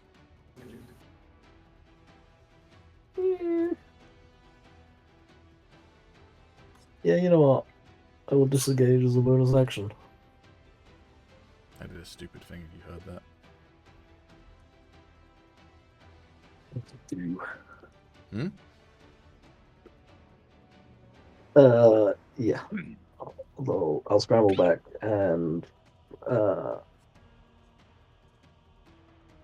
random bullshit go, as they say, as I tear off a star from the rope Alrighty. and do rope things. Whereabouts are they again? Oh, it's a spell, isn't it? Mm-hmm. Magic missiles. So it's 74. Yep, so just hit it once, then roll another 64.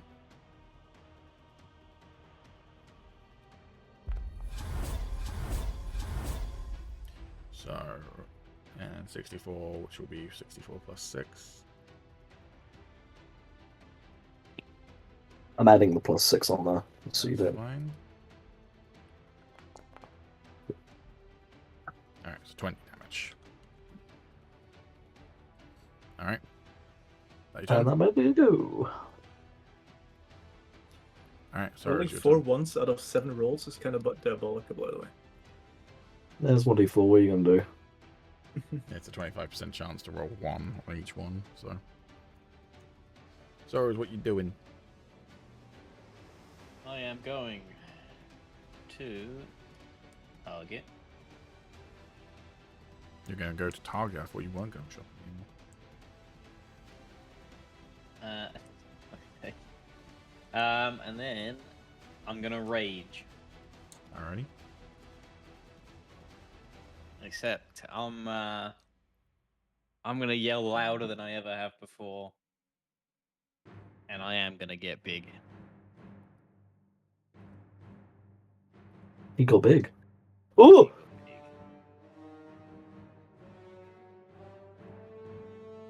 I swear it's a bigger model than it was last time. No, it's 2 squares. Bro drank his milk.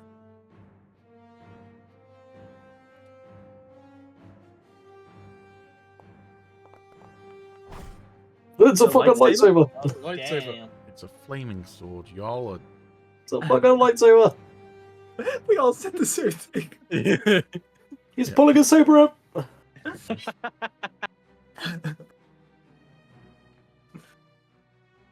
Alright, 15 hits.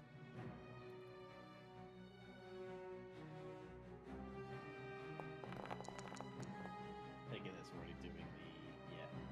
Cool. Bro, what the fuck? This sword is fucking sick. Holy shit. Oh, I'll do fire for my extra.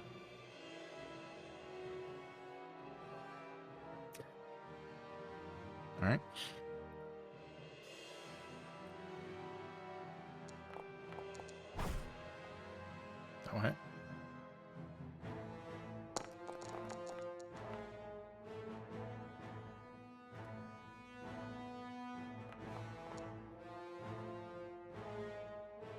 Okie doke. Nice. That'll be me.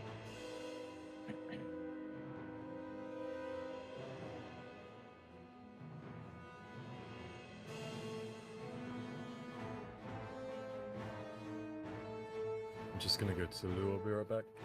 Okie dokie. Good luck out there, homie. Pleasant shitting. Pleasant shitting. Alright. It's a very common English phrase, so Yeah, I'm getting accustomed to it now, man. you know, like happy hunting or anything like that. Same vibe. Gion hits.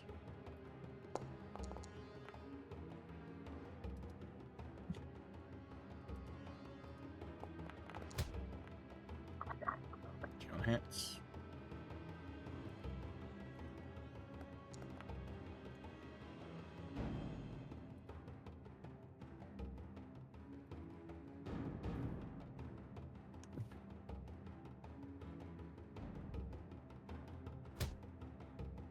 And it's your flurry of blows.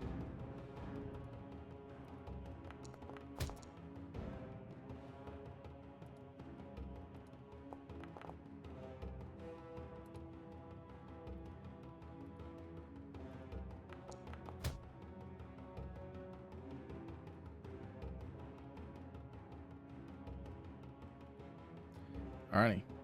That's her turn. Moog, you hear the confrontation from up the stairs. What are you doing? You heard the roar, and then the spell's been cast, and then the roar from a tiefling. You run up the stairs, and you see a werebear being fought by all of your friends. It's bloodied, I assume. You can roll me a perception check, or you can just make an assumption. It's your choice. Sure. Perception. Yeah, it's bloodied. Alright, in that case, I'll try this new thing out. I'm gonna do the crescent moon thingy with my weapon. Okay. The ranged spell attack thing. For 46 slashing damage. Because it specifically says it's like a spell, ranged spell attack, it does benefit from my ability score modifier, right? So it does get a +3. Yes. Yes. Okay, cool. So 46 plus. What's my plus symbol, bruv? Hello? Why's my plus symbol not working? Okay, I just +3 this. Whatever. Bro, I can't even roll right now. You talking about just a normal attack or a spell? Oh, there we go. Don't you need to roll a hit first? You're absolutely correct. Yeah, what the fuck? That's a d20 plus 8. Yeah. I roll it. Now my plus works. Great. You roll a 12 each time, by the way, so a 20 will hit, so you do 15 damage. Yeah. Yep. Alright. That you done? Yep. Sweet. Inferior will run up.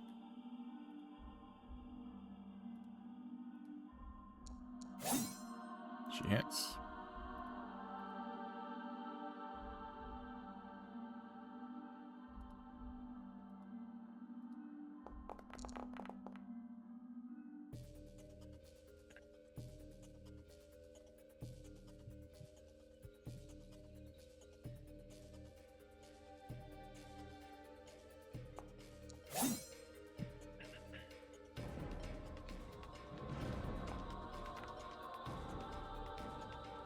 That's hilarious. Literally, in the last attack before it was its turn, you brought it down to exactly 0 hit points. Nice. Like, literal perfect Perfect. maps. Poor werebear rolled balance initiative and never got to go. I'm just glad that no one else got turned into a werebear. That could have been fucking problematic. All right, yeah. So this werebear just pops out of the fucking bands of Balatro, and you're all just like, "Wait, what the fuck?" And you all just wail on it, and it's dead within 6 seconds. This poor thing was just like snoozing inside its little prison cell orb, woke up to being like flopped on the floor, and you all just like fucking attacked the shit out of it. Didn't even try to goes to talk to show- it. Well, it just goes to show that first impressions are everything. Yeah. Yeah, it's good. In hindsight, Exactly. I realized it was a dumb idea as soon as I said it. This was actually the D&D equivalent of Chewbacca. You would have been a loyal Just companion fucking the whole murdered way, him. and you just murdered him. Yeah, he was actually just stretching after his imprisonment, and then was actually just gonna be like, "I say, you've saved me from a life of imprisonment." Yeah, as when a werebear dies, it turns back into its normal form. So as it turns back into its normal form, it turns into a toad, and turns out it was like a whole prince turned into a toad situation. But it was actually a werebear turned into a toad. Or a that's toad crazy. turned into a werebear, I guess. It turns into a pale-skinned halfling. Looks to be maybe 17 years old. Oh damn. Oops. But hey, XP. Just glad it wasn't that gnome. Exactly. Unfortunately, not it's so not going many to be a people lot of showing. XP, but Hey, every little bit helps. you all gain 300 XP. Do we just add that now? Fucking success. I'll just be like a fucking Skyrim guard. And as soon as combat's over, I'm shielding my weapon and just go around my usual patrol. Starts just walking into a wall. Yeah.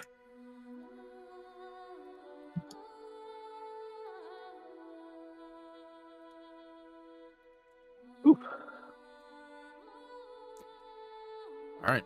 You can now pick up the bands of the Iron Ball Balatro as it turns back into a little 3-inch diameter orb. And yeah, as Alex aptly described, you have basically a portable Pokeball, Sweet.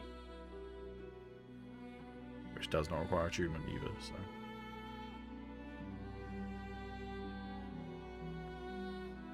All right. Anyone want to do anything before Samo goes shopping? I'm killing time for Alex's thing, so. So we go shopping. Huh? Huh? What did you say? I said I will also be going shopping. Ah, okay. He just goes shopping. He just rushes out the door to catch up with Moog.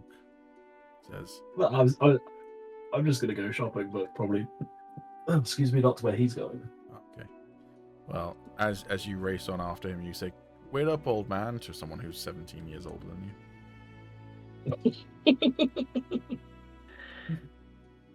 Yeah. That I really, mean- really puts it into perspective elf things when you're like, this. I this. probably wouldn't go catch up with Mo, but I would actually ask Kyphira if she would like to accompany me. Yeah, sure, she'll come with you. This is a 58-year-old human male right here. And this is a 41-year-old Eladrin. Yep. Alright. The combat's over, they killed the werebear before it could get an attack in. Nice. Which is good, because imagine fucking Soros being a werebear. That would have been fucking They also did Yeah. worse than. they did the exact amount of damage that it had health for. What? Also, fun fact, I just noticed its initiative, it rolled a nat 1 on its initiative, which is why it went last.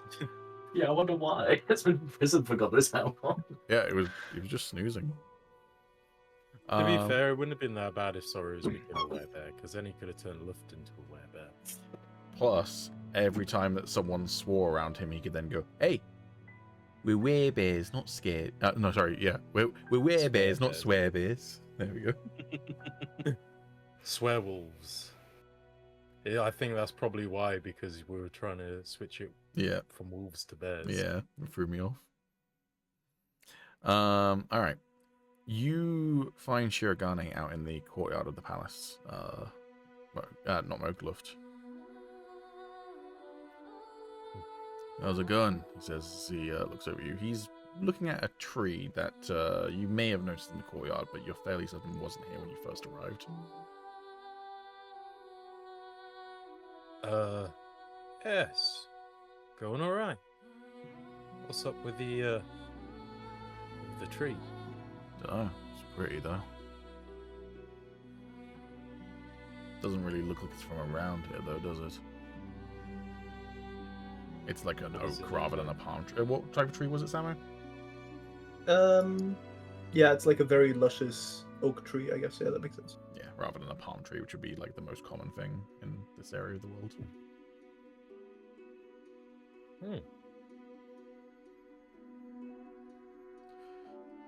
So, Anyway. Sorry, you go. Oh, well. I was just going to ask what your plan is next. You've got your mask back. Don't imagine you really want to stick around Well, fighting for all of this. my sensei did send me here to find out what was going on with the dragons and what have you, so I suppose I should stick around to get an accurate report, he says with a smirk. Oh. Well, it'd be nice having you around. Appreciate it. There is one little issue, though, he says, and he kind of scratches his head.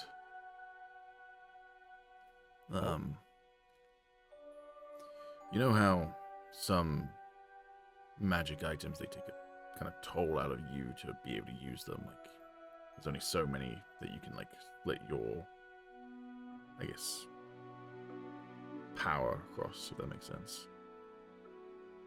Right. Well, since picking the mask back up, I kind of feel like I'm at my limit. So he pulls off from his belt his bokken. Ooh. Figure you wield the winds like a sailor does, and well, I wielded this for a long time because I didn't think I was worthy, but I got the mask back. I'm achieving my mission, I think. Maybe I can use, and he taps the sword that he's had at his side since you met him. If you want it, of course. Well, when you offer it like that, how could I refuse? It would be an honor. Then he hands it over to you, and you gain Bonze's Bokken, the Wind Ripper. Very swag.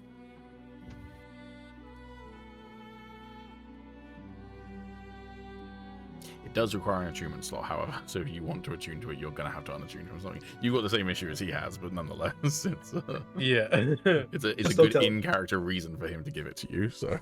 Yeah.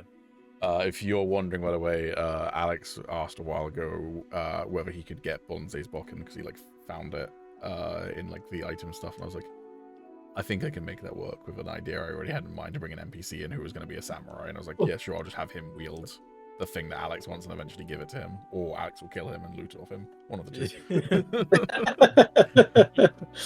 Preferably the first one, but you know. So there you go. Very nice. Thank you. Did we give it to you? Yeah. It also means he's going to be using his actual sword going forward, which is also a pretty spicy weapon. So he kind of gets an upgrade by being allowed to use his actual weapon.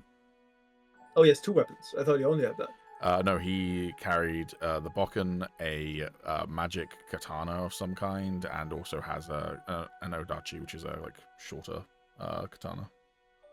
So he was kind of being a little bit Zorro-esque with three katanas, but to be fair, one of them was a short sword, so it's not full Zorro.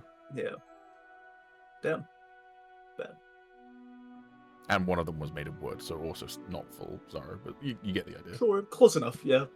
I mean, samurai carrying a katana and even odachi or a tanto is not like unusual in depictions of samurai, but the extra one is a little bit unusual, but still.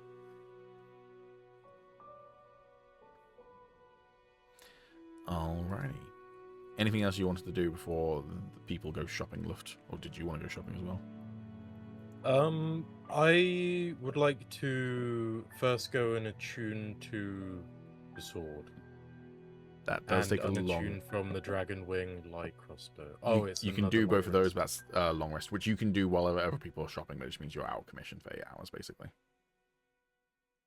Yeah, I don't mind doing that. Cool. Makes it nice and easy where I don't have to ask you what you're up to when we come back to other people doing stuff. So, all right. So you just kind of like hang out in the palace. Attuning doesn't take the full 8 hours, but it is like you have to do over a long rest. So you're just kind of like relaxing, kicking up. You can do like a downtime activity if you want to, as an example. There was something that I would like to do, just like a bit of RP, just by myself. Okay. Like Okay, at some point after I've attuned to the sword. Cool. We'll come back to that then. All right. Shopping. What are people doing?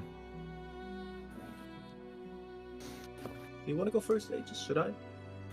I mean, in the sense of what I will be doing is probably, as long as Kythera is cool with it, I might just make a day of it. Yeah. We'll just go out, shop, have a nice time. But for what I'm buying, if you're right, I'll just sort of buy some stuff. Like, on, because I have all the tables, so...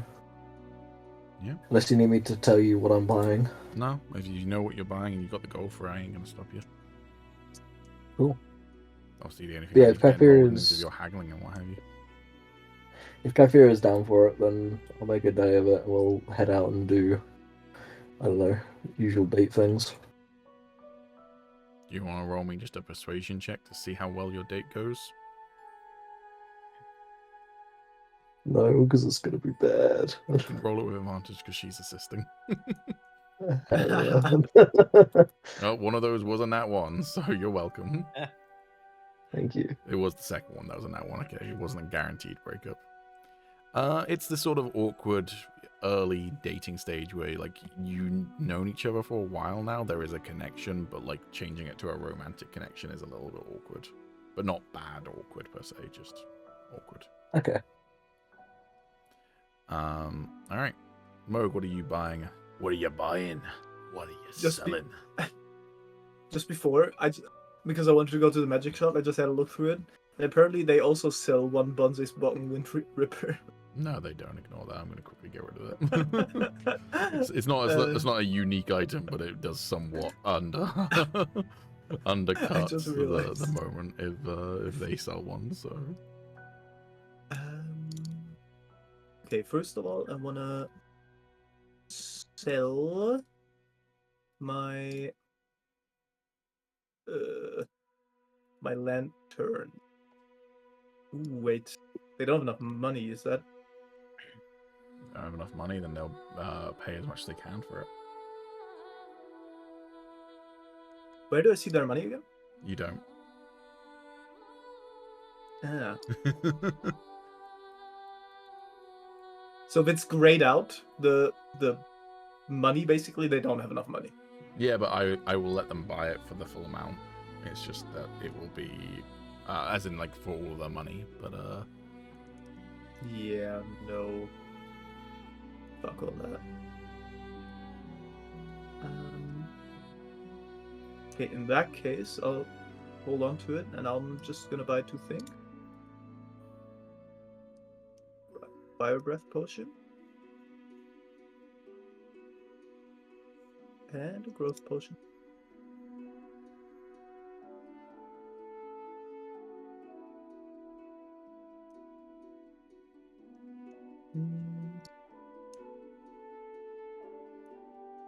And this. Ooh.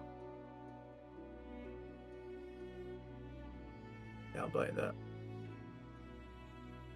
Oh my god, I have to relocate money from my bag too. You freaking hate to see it. Him having to shuffle money around. Hmm. Do you know what'd be really, really great? I've just realized something. If Agis ever dies, he dies by, like, you know, I don't know, getting killed and thrown overboard at sea or something, so his body, you know, sinks to the bottom of the ocean, and just all of Tommy's money goes with him. No. Yeah, Tommy now has an investment in me, which means that he can't let me die. Well, no, he If can let you... not, Oh, hold on, no, you're right, because the bag of holding is created as one of your little artificer thingy-jigs, so Yeah. if you die, it stops being a bag of holding, and I don't know what Yeah. happens when Oh it... my. I don't know what Probably happens just- to the contents of a bag of holding when it stops being a bag of holding. I feel like it gets stuck in the dimension that it's in. it doesn't. It just appears. Ah, Yeah. fine. Oh. Good thing I just bought It, one. it does appear, but it will take 48 hours for the bag to disappear Okay. after I die. That does also make an interesting RP scenario where if you fail with your death saves in the middle of a battle, suddenly there's like this explosion of items just spills out from you, Which is- including 1,000 loose gold pieces. Which is very it's a very lucky thing, which is it's 48 hours Oh, okay, so it's not after immediate. you die. Okay, No. fine. Just Yeah, no, it's- as the like having the ceremony, putting you into the ground, saying some words, suddenly just from the coffin, just this explosion. Yeah, no, it wouldn't be like Minecraft where if I actually just died, then just this explosion of like green orbs would appear. Like with all No, I'm ends. imagining it basically being like, you know, in a video game where like loads of 3D models are like overlapping each other and they start glitching and then just kind of like Yeah. they then suddenly like explode out from each other because they're not interacting properly. It's basically that. That's what I'm picturing. It's just all the items appear in the same spot, but they can't occupy the same spot, so they then just freak out and. I see what you bought, Moog. Yeah. Can you help me with because I'm over encumbered now because I moved my gold from my usual Explorers pack to the bag of holding. But now I'm for some reason over encumbered. So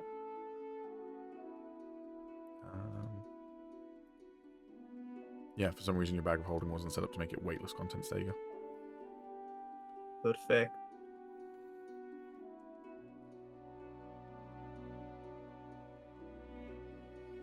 Notice that a bunch of red amanita mushrooms have been purchased. I wonder why. Yeah, we're all out of fucking healing potions from that fight. This Shifting Veil also sells a bunch of healing potions if you want to buy some.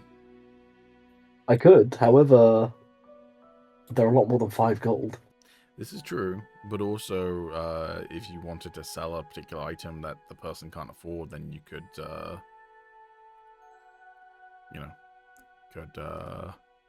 what's it called? Buy a bunch of stuff from them so that they have a bunch of money, and then you sell them the thing. So it's essentially like trading. Yeah. Yeah. So by Samo buying a bunch of stuff, they do have now like an extra 2k almost, so they might be able to afford his thing. 2k was an exaggeration, but still. Extra 1,300. Yeah, no. I want at least the price that is like shown there. Yeah, I would even wanna You're go not higher. gonna get that. get the price that's shown. Oh no, the- like the price that's showing on sell items, not the value of the item. That's all. Right. That's what I mean. if you can now sell it to them, you might have to reopen the shop. If you can now sell it to them, then they can afford it. No, they can't because they also already couldn't afford my other stuff. That's What are less you trying expensive. to sell again? The lantern. Ah, The lantern of whatever the fuck. Yeah, which is in your bag of holding now, is it? Yeah. Okay, so that. But they need 9k for it. Okay, Like, yeah, they need it's not 9k. Yeah, no, sorry, I Yeah. forgot what you were trying to sell to them. Yeah, they do not have 9k. But again, you could buy a bunch of healing potions. I don't think you'd get them up to 9k, but you know, if you wanted Yeah, to, but- you could start doing that sort of thing. The old I'd also Baldur's want to Gate save- mechanic. Yeah. I also want to save some money to buy some actual cool shit at some point, so Yeah, fair I'm enough. just gonna sit tight on it. Would I have any idea, or could I take like an educated guess what kind of store would have the most amount of money that would be interested in this? Probably a magic shop, right? Magic shops tend to have a lot of money because they tend to sell stuff for a lot, but also they tend to buy a lot. So it can vary, but like magic shops always a pretty decent bet. Okay. I always randomize how much money any shop has, but like I randomize it based on the type of shop it is. So Yeah, okay, that makes sense. So basically, anything that's likely to either sell very expensive things or sell a lot of things tends to have more money. Yeah. Also, I don't want to be a pain in the ass, but could you look at my character sheet and tell me why I still have so much? I'm not over encumbered anymore, but 131. You have I feel like 38 weight of rations just on your person currently, rather than in your bag of holding. So that would be a large chunk of it. But even if I... That would drop it down to under 100 Where's the other 100 coming from? if you put all of your rations in your bag of holding, and then your explorer's pack is going to weigh 59.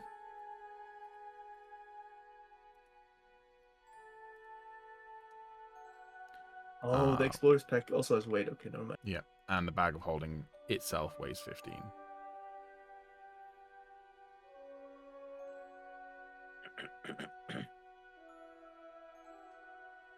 Hey, never mind.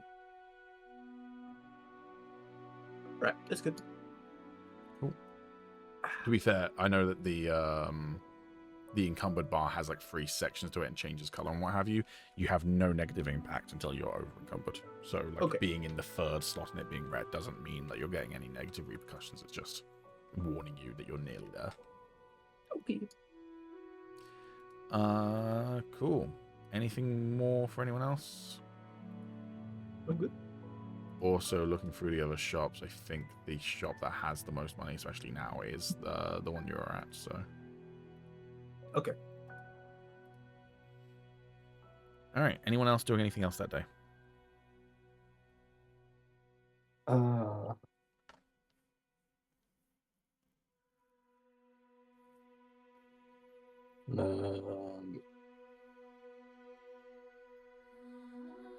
Every time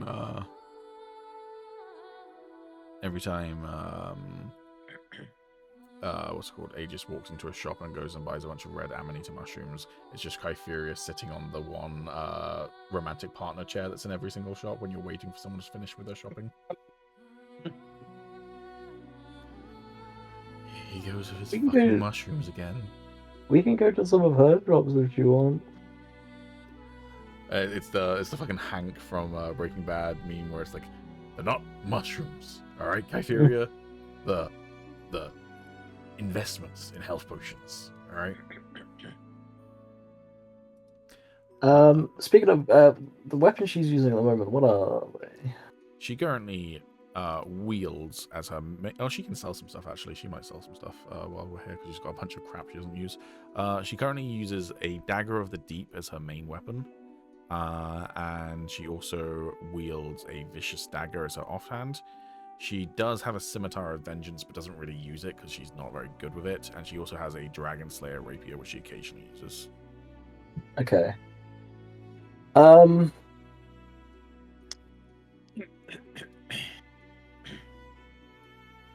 Ooh.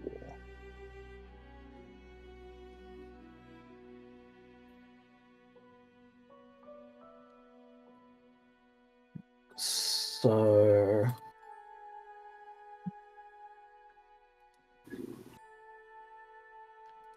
yeah, she's gonna go visit Emir, who's the Thieves Guild person, and sell some stuff. when she's doing this, Pete, I'd like to get something. I know he's gonna go buy a ring. Kind of. So I want to buy something, but at the same time I want to sell something. If you get what I mean. But I can't do it at the same time because they don't have enough. I don't have enough money to buy it, but then they don't have enough money to buy what I have. You can try and persuade them to do a So, trade, but well, I was gonna say because well,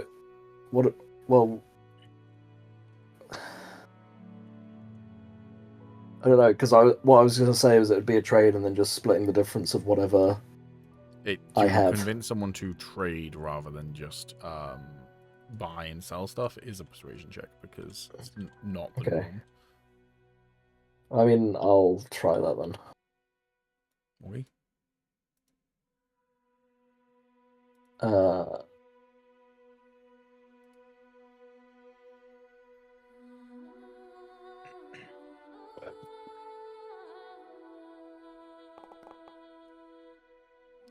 Yeah, okay, what do you want to trade? Jesus. okay, so I'd like to trade the wand that I'm currently into. Mm-hmm. This is at the blacksmith place. The weaponsmith. And I'll be trading that for the short sword of wounding. Okay. It's similar to a ring. And then if I can try and get the rest of the gold difference, that'd be great. With a nat 20, you can get the difference. Give me one moment. I'm just sorting out stuff for Kypheria real quick, and then I'll sort that out for you, because I realized that she has a backlog of stuff that she can buy and sell. So While you do from that, do when you she mind went if off on her own with Dai, and they went on an adventure, Yeah. she's had a bunch of stuff. So do you mind if I buy one more thing real quick, because I missed this? yeah, sure. Cool.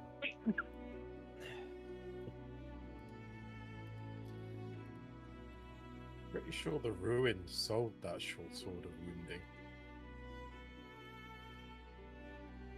They Yeah, might have. maybe actually.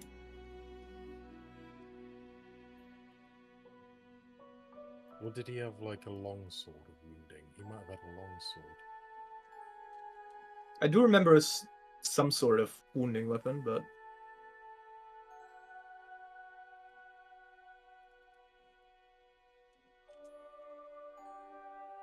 Alright. Kypheria just made 559 gold. Hell yeah. Oh, it was a long sword of wounding. He still has it on him. It's a long sword. This is a short sword. Who are you trading with, sorry, Agis? The weaponsmith.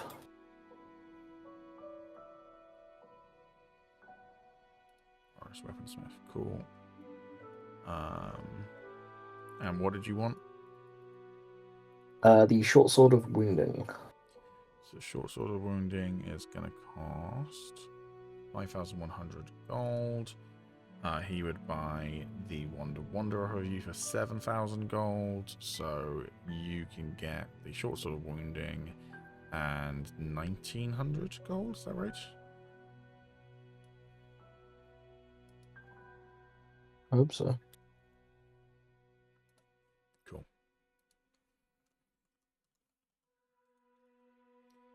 There's your money.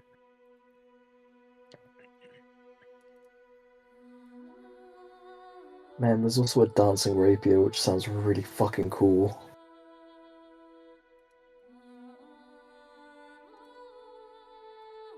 The Ruined would fucking love this, Alex. Yeah, that would be sick. Alright. You have the money, you have the short sword of wounding, the staff has been removed. Thank you. I'm not staff for wand, but... Yep.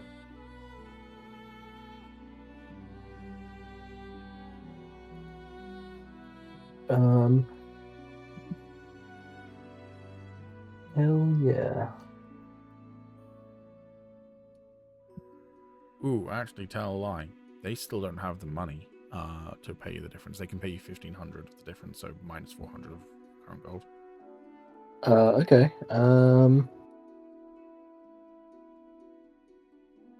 You got a nat 20, so if you want to trade for something else of 400 gold value, then go for it. But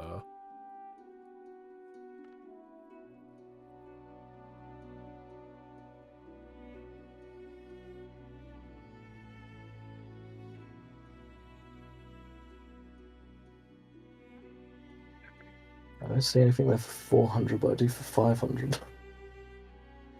with a nat 20, I'll allow you to roll another persuasion to try and encourage them to go up to 500. Okay, we'll do that. Persuasion. 400 is the limit. Obviously, you can get multiple things that add up to the value of 400, but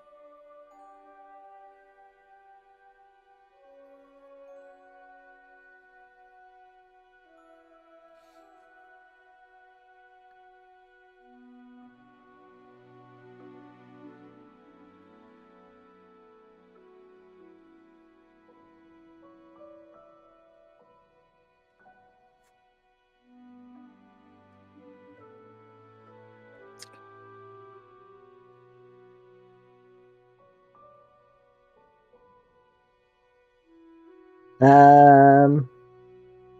You can go Darth Maul mode and get a double-bladed scimitar. Well.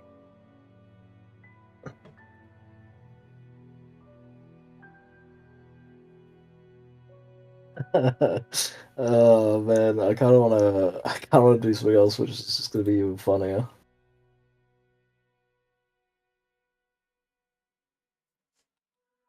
Um.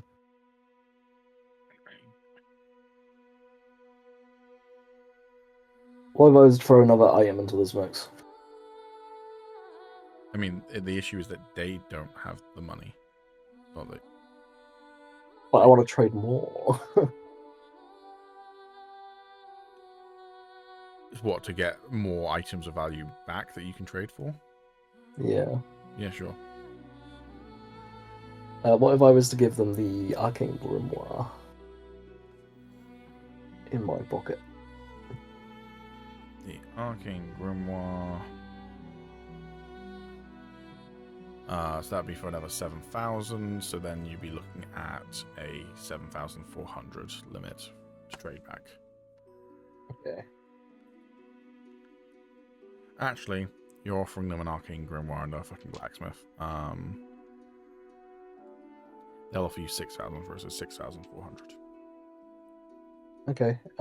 So then if I was to get the dancing rapier,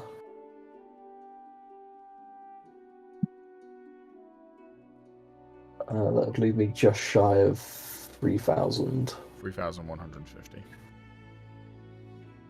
Of which they can then give you 1,500, so you're looking at then a value of 1,650 that you're currently losing out on if you accept that deal.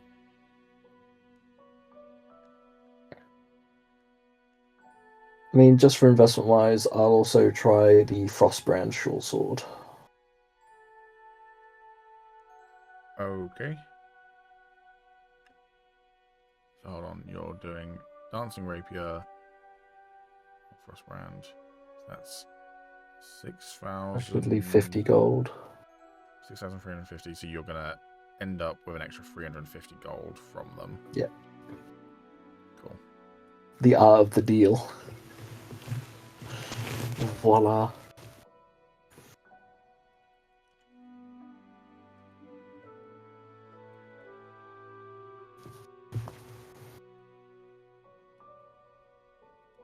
There's the Frostbrand and the dancing.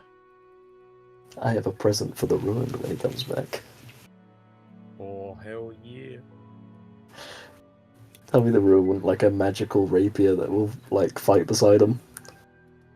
He would love that. Yes, you're correct.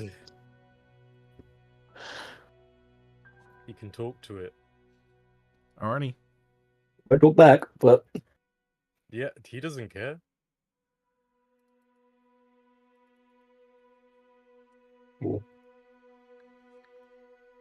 or maybe I'll give it to Kyphira just because, you know. Girlfriend. Yeah. Alright, doing anything else?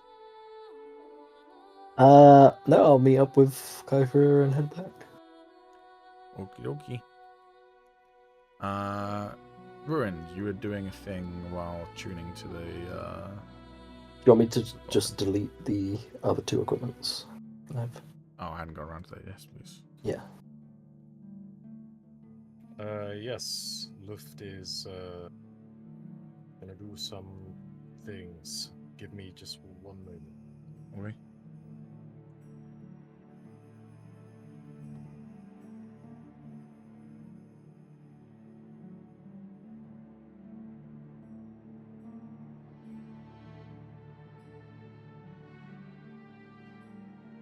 Hey, Calum. Mm. Appreciate you not being a degen. Welcome. The other 3 people in the school are mildly being degens right now based on the amount of lighting in their room. Oh, right, okay. Oh. Oh. I'm getting blasted by my monitor. That's enough.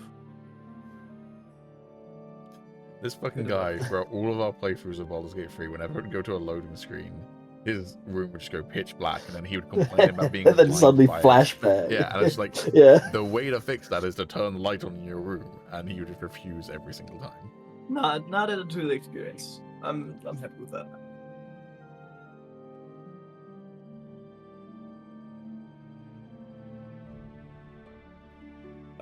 Okay, so I'm gonna head back into the palace, and I want to see if I can collect some things that I feel might be in a palace.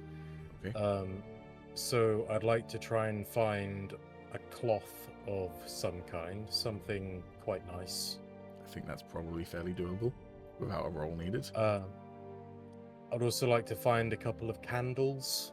Also feel that that's fairly doable without a roll needed. And then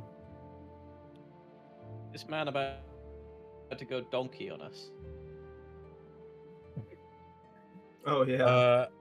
no. And then I'm going to try and find something I could use to dig, if possible. To dig, so what, a shovel? Yeah. I do have a shovel if you'd like to borrow it.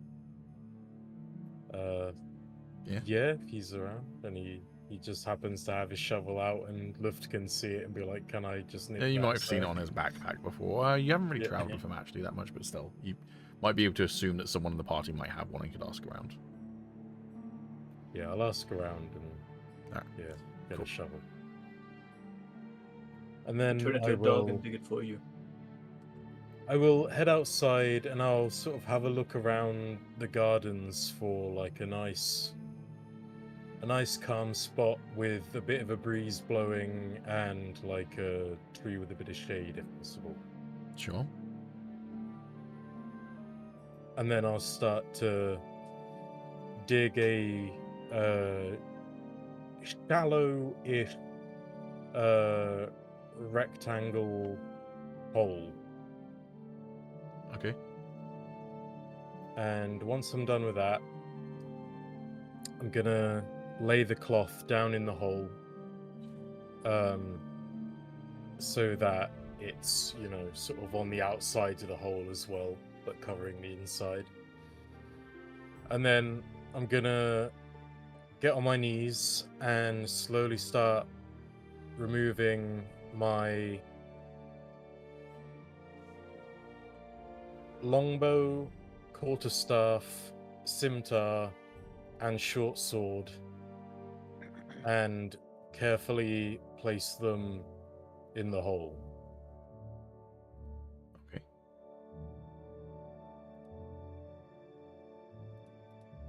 Would that be going on while we're shopping? Or would that be after?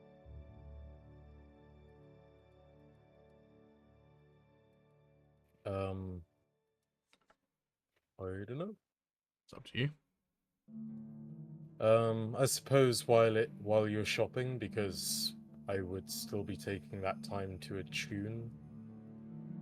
Fair enough. Well, If you you do guys that. traveled You'll in. do that in your long rest, so you can.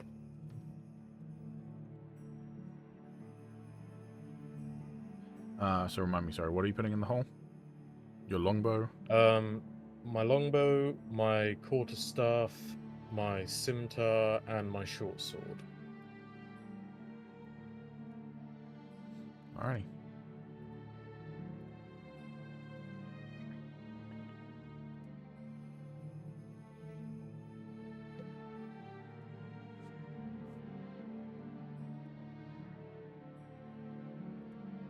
Crazy that out of all these shops I just checked, there was only 4 arrows.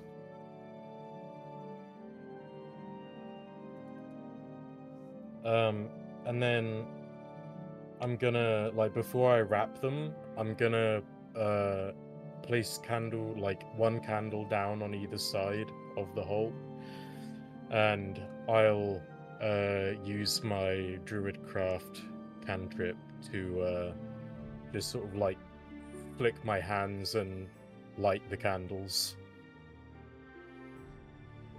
Okay. And then I'll begin carefully wrapping the weapons, and then fill in the hole and smooth it over. All the while, I keep the candles steady, despite there being a breeze constantly rolling in. Then once I'm done, I get back on my knees, and I bow my head, and I just say, "May the winds guide me." And then I wave my hand and blow out the candles. And as you do, roll me a religion check.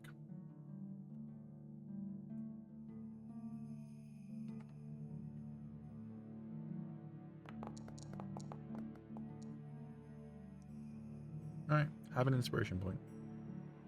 Thank you. A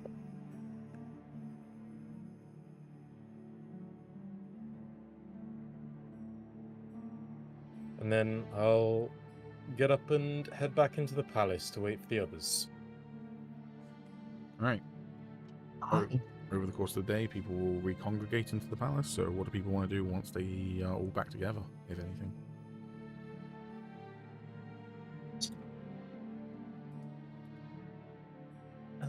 I'll definitely seek out Agis at a quiet moment. Alrighty.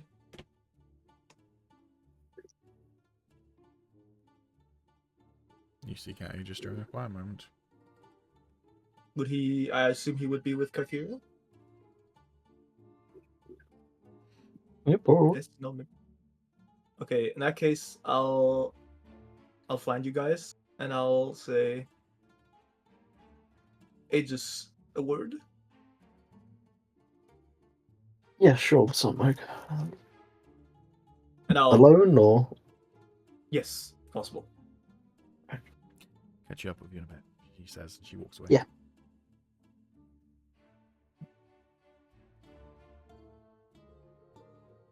I suppose we're walking down the corridor or whatever. Don't worry, I'm not trying to steal you away from her for too long. It's just I wanted to repay you for identifying my items, and I'll pull out the lifeline I bought. What do you mean pull me away from her for too long? What do you mean? What do you know? The I lifeline? mean, Moog is definitely connected the dots already. Yeah, I think he even rolled for it. Yeah. Yeah, you did. So you pulled out a lifeline? Yeah, I'll pull out the lifeline and I'll offer it to you. Oh, thank you. I'm sure you find someone rather important to you that you can, use this on. I'll give him a knowing smile, and I'll just walk off. Cool. I'll look down at this present I've been gifted, and then look at my wrist that has a lifeline on it. And then look over at And Kythera, who has the other hand. Listen, However, it's Oh, the they are fort that, separate it's now. the fort that counts. Have a bonding Yeah. die with That is cute. hey, That is That's all that indeed matters. cute.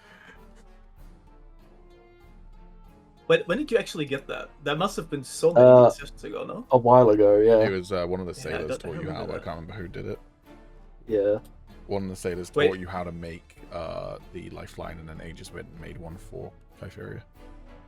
Ah, I shit, made fuck. one for Ruined first, Ah, because we're brothers. damn. Hell Brothers yeah. before lovers. Where are the bonding die again? Features. Features. Oh yeah. Yeah, one with Luft and Aegis now. Now I gotta raise up Sorrows. I've had one with Sorrows for ages and just never used. Sorrows is a prick and everyone hates him. He's gonna kill the ruined. Alright, anyone else doing anything that night? Yeah, I got a lot I want to do, but I don't know whether you want me to split it up into different nights. So, well, it depends how much it is and how long it's gonna take. So the first thing, You don't know why. Doesn't even matter how hard you try. yeah, sure. Whenever me and Kythera get a moment, I will gift her some stuff. Alrighty.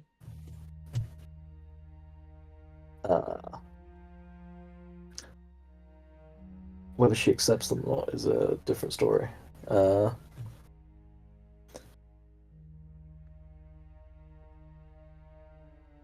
Yeah, no, I don't know much about the nuances of her fighting style or what have you. However, You know she generally dual maybe, wields. yeah, I know these might be sort of used to you.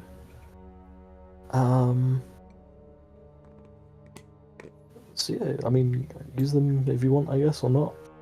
We'll see. And I will gift her the dancing rapier and the short sword of wounding. Alrighty.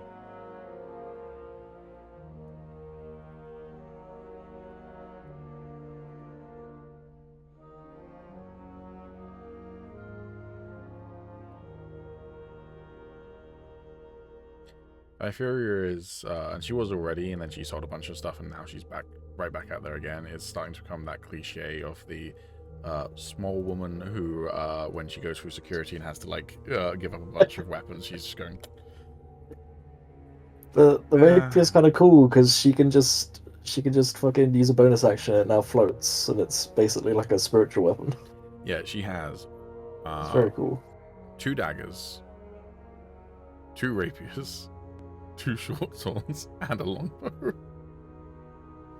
Fucking army Swiss knife. Yeah.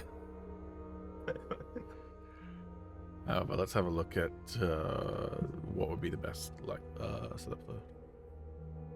What does she actually use? Is it a dagger and a rapier? She generally at the moment has been wielding 2 daggers. In the past, she's wielded a rapier and a short sword, but Okay. she is more I mean- recently been mostly wielding 2 daggers. The short sword of wounding is crazy because every time you wound with it, it'll deal like 1d4 damage to a target. Yeah. But they can roll like a DC 15 to save it. But if you keep laying it on, Yeah. that could be a lot of fucking damage.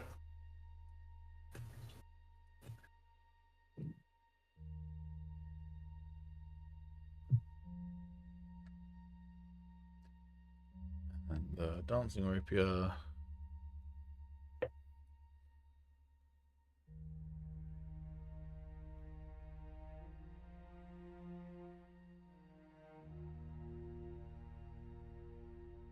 Of course, it's a bonus action to attack with it, but it's just it frees up a hand, so she wouldn't technically be able to dual wield while it's floating because it would still be a bonus action. But I guess she can use it to get advantage. Well, it's that, and if she, like for example, with the fights that we were having, is up but on 1 hit point and doesn't want to get into melee. Yeah, there's that too. So She it's now definitely has useful for her to have. that. I'm not sure whether it's better than the Dragon Slayer. Yes, it won't be like a staple thing, Yeah. but it's very much like okay, I can use this to. Because the Dragon Slayer rapier, she also gets a +1 on all attack rolls for it. So. Oh, damn. Yeah, so it's just like that's a good +1 rapier, and then on top of it does extra damage to dragons. But yeah, she will absolutely accept both of those gifts, and she will attune to one of them overnight. They require attunement. Both of them did, yeah. Oh shit! I didn't realize that. But it's alright, she's currently only attuned to 1 item, which is her cloak, so she got room. Alright, that's one thing that doesn't take that long. But checking in, does anyone else want to do anything tonight? I will let Agis know that the axe has served me well, but it is no longer needed to be in service. Damn, rejected. Oh Yes, right, good. yes, for Building the infusion. I see. That's fine. That's simple enough to. Yeah, he might need it back if he gives this sword away to a small little girl who doesn't know how to fight yet. It's medieval I don't sword. like. He can keep the axe. It's fine. I can just take off the infusement. Yeah, but what I'm 'Cause saying it's is he the might infusing need that's, the infusement back, is what I'm saying, if he decides to give Yeah. another magic weapon to a small girl.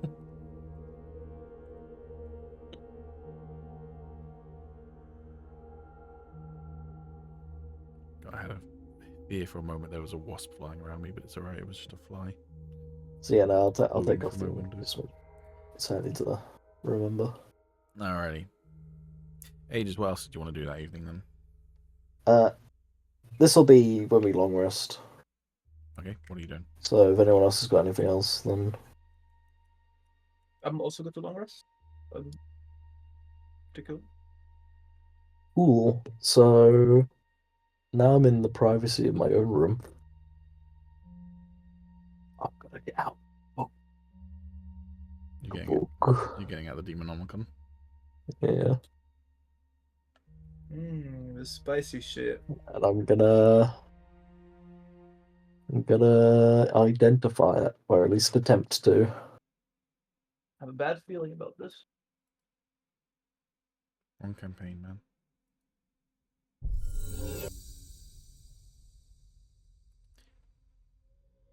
Can you roll me a perception check? Ooh, okay. All right. You identify the Demonomicon of Igwilth.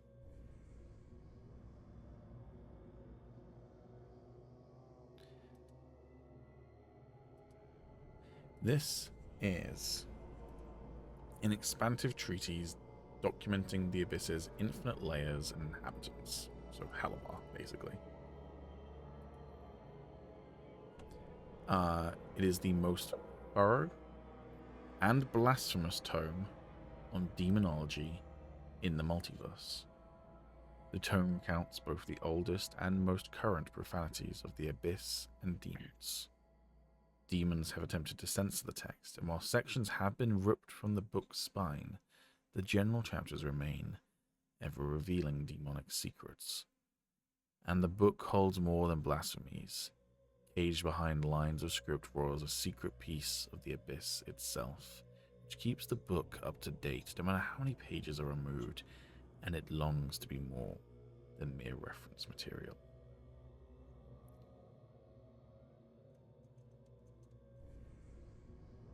While attuned to this artifact, you can use an action to cast one first-level magic missile from it. After you cast the spell, roll a d6. On a roll of a 1 to 5, you can't cast it again until the next dawn. While attuned to this artifact, you can use an action to cast one second-level warding bond from it. After you cast the spell, roll 1d6. On a 1 to 5, you can't cast again until the next dawn. So I'm trying to kill a bug. While attuned to the artifact, you would emit a sour stench noticeable from up to 10 feet away. Interesting. Also, upon attuning to this item, you will take 8d6. Sorry, not 8d6. 8d10 psychic damage. Jesus Christ. Is that a once? When you attune to it. Okay. So if you ever were to unattune from it and then reattune to it, then it happens again. So far, not seeing many upsides. Spells. This book has 8 charges. It regains 1d8 charges, expended charges daily at dawn. While holding it, you can use an action to cast Tasha's Hideous Laughter from it, or to expend one or more of its charges to cast one of the following spells. DC 20 save. Magic Circle, 1 charge. Magic Jar, 3 charges. Planar Ally, 3 charges. Planar Binding, 2 charges. Plane Shift, 2 Halavar only, 3 charges. Summon Fiend, 3 charges. Abyssal Reference. Pretty good. Abyssal Reference. You can reference the Demonomicon whenever you make an intelligence check to discern information about demons or a wisdom survival check related to the Abyss. Again, Halavar. When you do so, you can add double your proficiency bonus to the check. Fiendish Scourging. Your magic causes pain to fiends. While carrying this book, when you make a damage roll for a spell you cast against a fiend, you can use the maximum possible result instead of rolling. That is really good. Yeah. God damn. Ensnarement. While carrying the book, whenever you cast a magic circle spell naming only fiends or the planar binding spell targeting a fiend, the spell is cast at 9th level, regardless of what level spell slots you used. If any... sorry, I read that weirdly as if it was the beginning of a new sentence. If any. Additionally, the fiend has disadvantage in its saving throw against the spell. This Containment. fucks up demons. The first 10 pages of the Demonomicon are blank. As an action while holding the book, you can target a fiend that you can see within that is trapped within a magic circle. The fiend must succeed on a DC 20 charisma saving throw with disadvantage or become Sorry, I've lost where I was in the paragraph. The fiend must succeed on DC 20 charisma saving throw with disadvantage or become trapped within one of the Demonomicon's empty blank pages, which fills with writing detailing the trapped creature's widely known name and depravities. Once used, this action can't be used again until the next dawn. When you finish a long rest, if you and the Demonomicon are on the same plane of existence, the trapped creature of the highest challenge rating within the book can attempt to possess you. You must make a DC 20 charisma saving throw. On a failure, you are possessed by the creature, which controls you like a puppet. The possessing creature can release you as an action appearing in the closest unoccupied space. On a successful save, the fiend can't try to possess you again for 7 days. When the tome is discovered, so currently, it will have 1d4 fiends occupying its pages, typically an assortment of demons. Okay. And finally, destroying the Demonomicon. Oh, If okay. you choose to destroy the Demonomicon, 6 different demon lords must each tear out a sixth of the book's pages. What? If this occurs, That's the pages more? the pages reappear after 24 hours. Before all those hours pass, anyone who opens the book's remaining binding is transported to a nascent layer of the abyss that lies hidden within the book. At the heart of this deadly, semi-sentient domain lies a long-lost artifact, Fraz Ublu's staff. If that staff is dragged from the pocket plane, the tome is reduced to a mundane and quite out-of-date copy of the Tome of Zix, the work that serves as the foundation for the Demonomicon. Once the staff emerges, the Demon Lord, Fraz Ublu, instantly knows. That's so much fucking effort. That's Jesus fucking Bro, Christ. This fucking book is like a That's six like a season whole campaign. campaign. It's an Yeah, artifact. exactly. It is an artifact. It is one of a kind. It has no cost. Jesus Christ. Yeah. Bro, what is going on? So, boys, verdict. Do I do? Well, I mean, the psychic damage isn't even what worries me. It's the fucking possibility of demons napping in there right now, trying to possess you during the night. That's one thing I would like to know, Pete, because I assume I could look at this book without being attuned to it. So I'd like to know There are what the currently pages are 3 filled. demons in it, Okay. and I need to work out what demons they're going to be now. Okay. What's your hit point maximum, by the way, Calum? Not 80. I'll tell you that much. It's 65. It could one-shot him. Oh, I mean, Yeah, Not but likely to one-shot him, but it could do Yeah. it. I mean, it could one shot him. At least it can't Kill be me like- out. No. No. Unless Maybe you Pete should makes try up some and attune to bullshit it. rule where it would just kill me outright, because it's an attunement bullshit thing. Well, they're saying that if you attune to it while you're in your room and no one else was around, it might kill you, because no one else would be able to get to you in time. That is If he true. attunes to it and no one's around to see it, did it even happen? Exactly. Just- Oh, man. Agis is treating this like All own right. personal porn magazine. Page 1 features the demon The demon. Amnizu. Ah, it's a Okay. named demon. Great. Well, that's Love that for fine. me. You can roll me a history check if you want. Yeah, I guess. Or a religion. History. No, it's gonna be history. Just go and sell it to the magic vendor, bro. That's his issue.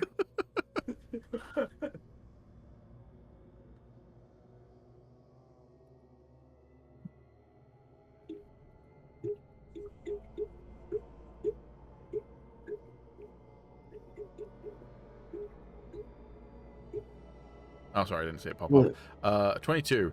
Yeah, you know about Amnizu. Amnizu was the leader of the infernal legions of Helavar, and was also the guardian at the gateway to the Hells. He was Oh. arrogant, bullying, and ruthless, but also highly intelligent as a tactician and unfailingly loyal. Clearly not. He's trapping a fucking book. Sounds like XP, boys. No. Jesus Christ. Let's just go ahead and add this specific information in. Yeah. Great, that's like the first guy. Who else is in there? Fucking Zariel? Like, what the fuck's going on?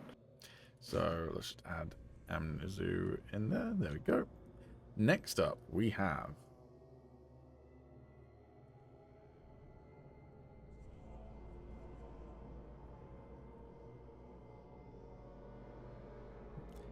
a babu. A baboon? No, a babu. Oh, okay. A baboon. Oh, is that exploding monkey fucker It again? is not. No. Hmm. You can roll me a history check to know what you know about baboos. History. You don't know anything about baboos.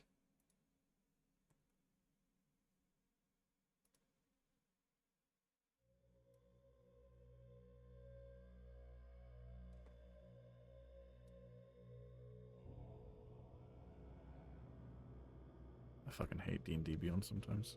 I know I've said it before, but this press and hold bullshit that I get hit with constantly is so irritating. So I have a question from reading through this fine print, Mm-hmm. Mr. Pete. I'm gonna rules lawyer a bit. This says when you finish your long rest, Yeah. if you and the book are on the same plane of existence, Yeah. then it'll do it. Yeah. If I keep the I book see. in the bag of holding, It is not. is it on plane the of same? existence. Okay. However, with the way it's worded, that's just a one-time thing. But then I feel like you're just gonna do a thing of any time I take it out, you'll make it. When you finish a long rest, if you and the demon Omicron are on the same plane of existence, so if the demon Omicron is not in your bag of holding when you finish a long rest and you're on the same plane of existence as it, that's when it will happen. And it's not a one-time thing; it's whenever. Right. Also, I just want to point out as well, on a successful save, the fiend can't try to possess you again for 7 days. It doesn't say anything about the other fiends because it just says, Yeah. the trapped creature of Well, the it's the highest highest challenge challenge. within the book Yeah, can so attempt to. So I guess it would be trumped by it, the other ones couldn't like step up to the plate. Anyways, the third demon, I feel like Calum may have heard of before, yeah. is a Baelor. Oh. Oh. I ain't touching this book, man. If people No don't matter know what man. Baelors are, I'm going to show you the character artwork for Yeah. Baelors, and I feel like I you ain't might be touching able to this work fucking out. book. Y'all might be able to work out what specific fantasy monster inspired Baelors for D&D. I ain't touching this fucking book, man. Ah, Ah. it's a stormtrooper. Yes. Wait, so is this like a unique thing, or are there many of them? Baelors are not unique. They are incredibly powerful, Okay. though. I mean, they look the part. Yeah. They're D&D Balrogs, so. Yeah. Yeah, I ain't touching this fucking book anymore, man. Fucking no. No.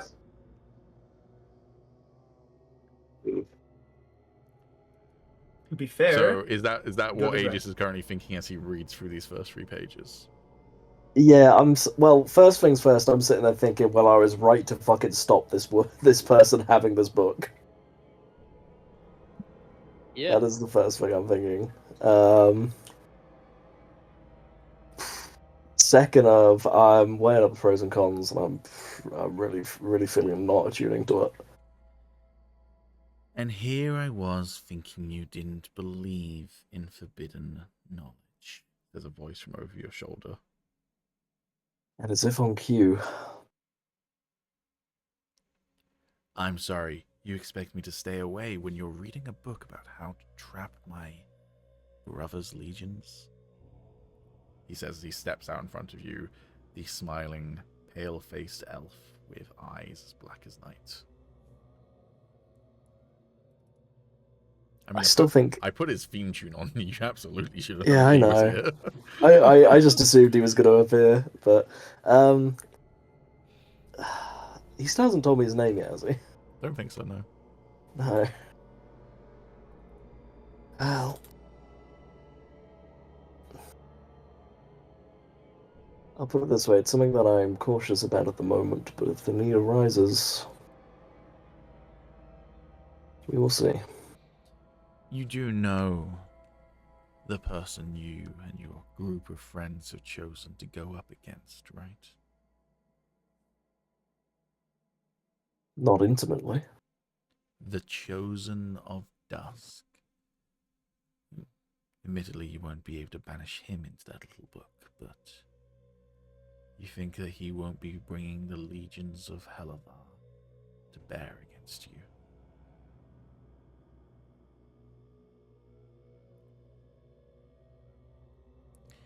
But I respect your decision, he says, closing the book while it's still in your hands. If I were you, I'd maybe find a sacrificial lamb to wield this for you.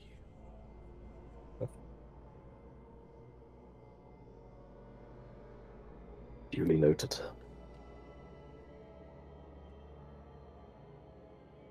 Of course, some people struggle with letting go of power.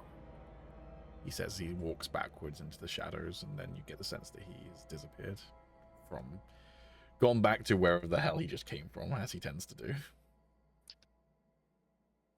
Pleasure as always. Don't give it to Moog, man. He's your homie. I can't wait. I'm gonna dangle this in front of the ruined.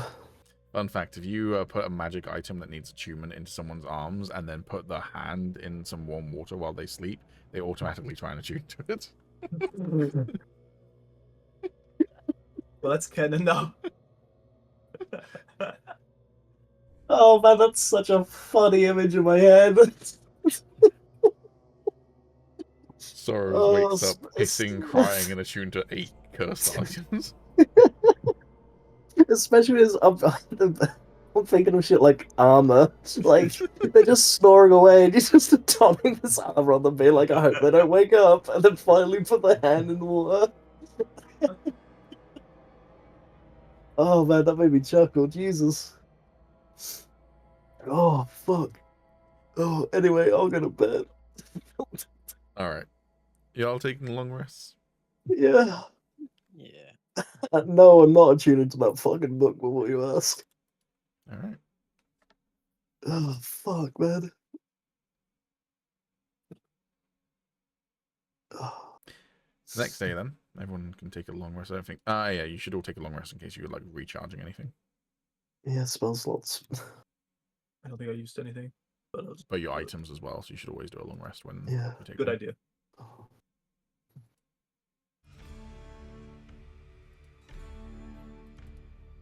Oh, ironically, the song that just came on my suspense playlist is Demon's Bargain. Ah.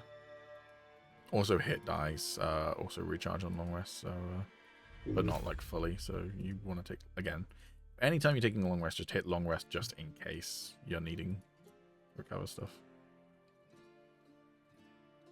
Alright. Anyone want to do anything today? I think I'll just vibe with the boys. Because at the moment, the main thing we're waiting for is the Orc army, right? Mm-hmm. Because we're technically about to be in a siege. Yep. We're very, very much in the progress of an early siege. Oh, that's a good point. I know what I'm gonna do today.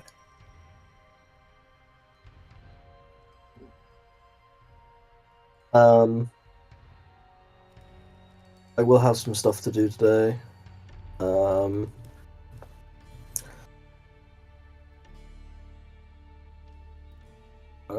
I'll probably be doing some shit by myself. Alright, So let's go for the list. Luft, what are you doing?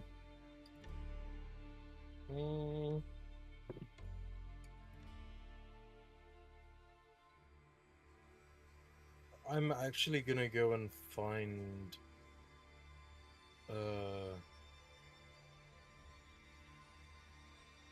I'll go and find Moog. Alright. Alright. Where would Moog be? Depends on what time. Like early in the morning? Yeah, like the sort of time that everyone will be getting up and about. I mean, if it's nice weather, probably just at my tree again, chilling.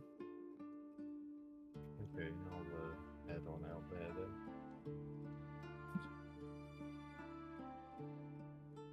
Nog, Yes. you have any idea what the plan is from here? I mean, might not be the best person to talk about this, but as far as I'm concerned, we're just waiting for things to go sour. I actually planned on, because we actually have the time right now, to go scout out to see what our enemies are doing today. But yeah, I could come with if you wanted. I was Got me planning. goggles. I was planning the more, turning into a bird kind of route. I just maybe eavesdrop a little bit if I manage to.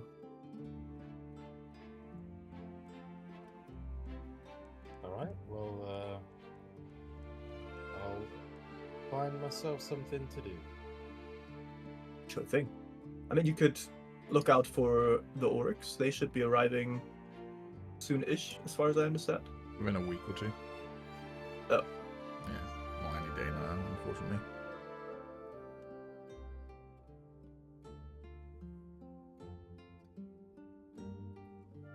Though perhaps what you could do is, now that you decide to stick around, there's still a certain person that I feel like you hold a certain grudge against.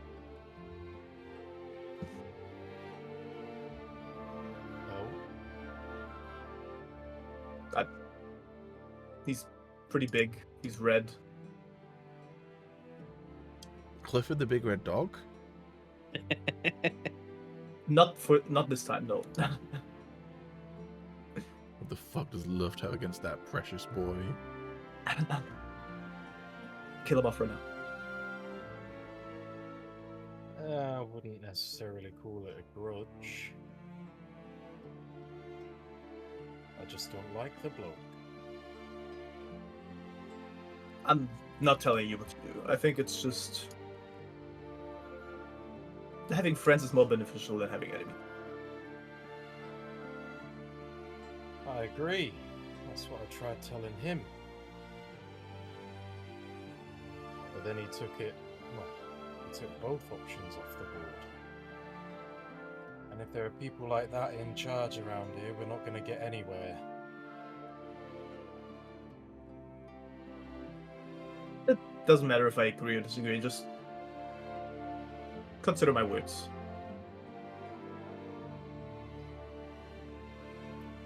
Duly noted. Alright, well, I'm off. Have fun. I'll give him a friendly nod.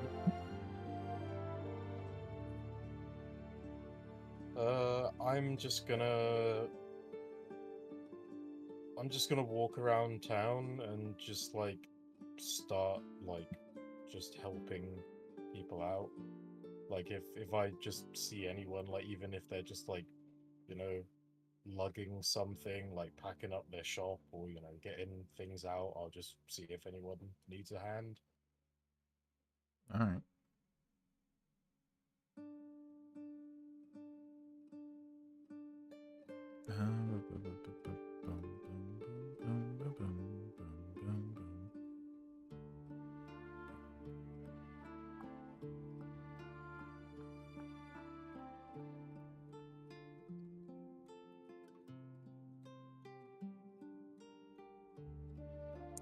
Makes any user will be in the library. Yeah, you're in the library, aren't you? I do be.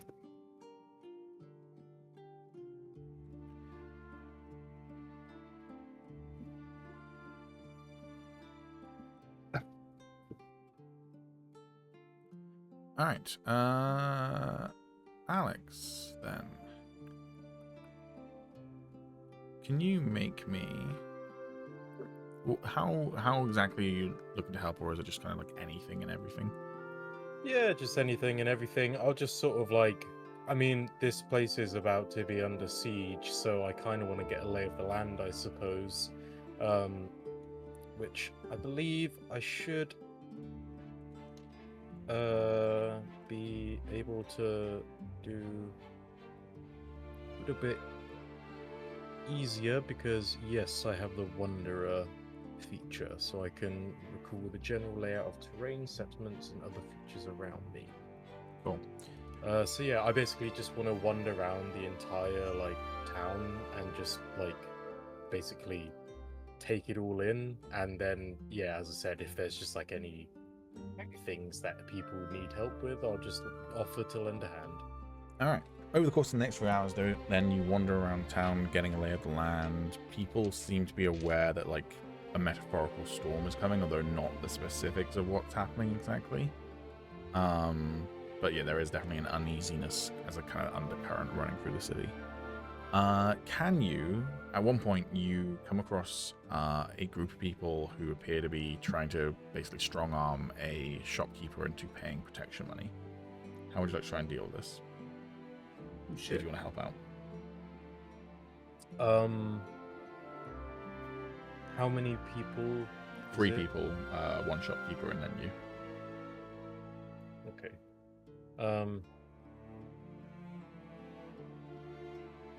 I'll just sort of walk up behind and just say, "Excuse me, gentlemen, is there something I could help with?" Piss off, we're busy. I can see you're busy, but as I said, I might be able to help. I can't help but hear this gentleman might owe you some money. And you want to pay for him?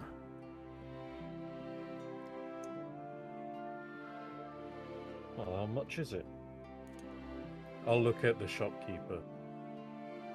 The shopkeeper averts the eyes.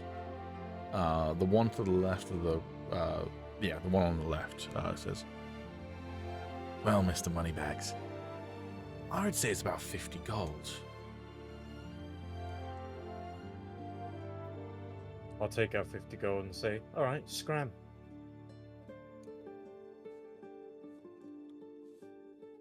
They'll want more. Can you roll me just a d20 as a luck roll? Shit.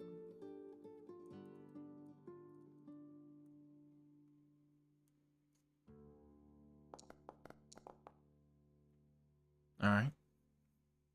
Good deal. They take the 50 gold and they walk off. Thank you, sir. Thank you. It's hard times. I understand. That it is indeed. Give me 1 second.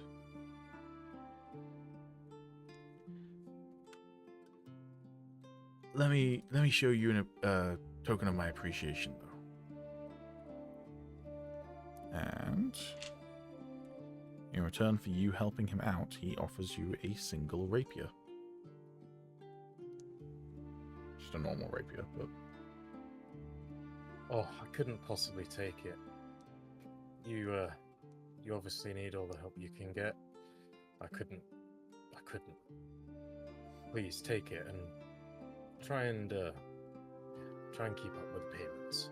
I know it's hard, but yes, yeah. Thank you. May the gods bless you, he says. Have an inspiration you. point instead. Hey. A little while later, you come across something else in your explosion city. You come across basically outside a temple is what essentially appears to be like a camp for the sick, and the local healers seem to be a little bit overrun, just trying to get to all the different people with their various ailments and injuries. I'll just sort of go up to. I'll go up to like an attendee that looks the least busy just at the moment, like if they're just walking from somewhere to somewhere, and just say, "Oh, hi, Can't help but see you're looking a bit overwhelmed here. I was just wondering if I could lend a hand at all. You know how to treat injuries, cure ailments. Maybe not, but I could perhaps fetch things or anything else like that. Anything to ease the load. She pauses for a moment, looks you up and down, clearly kind of slightly annoyed that you're asking her, but also like her face softens as she realizes you're genuinely offering to help, and it's just like, you know, she's overwhelmed, and taking the moment to think about how you could help is a lot of work for her right now. Yeah.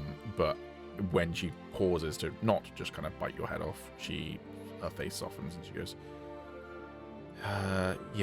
we have some medical supplies over on that wagon. If you can move those over into the tents. On it. Thank you. Roll me an athletics check. Boy. Chuck's still posting a field giant strength. Very nice.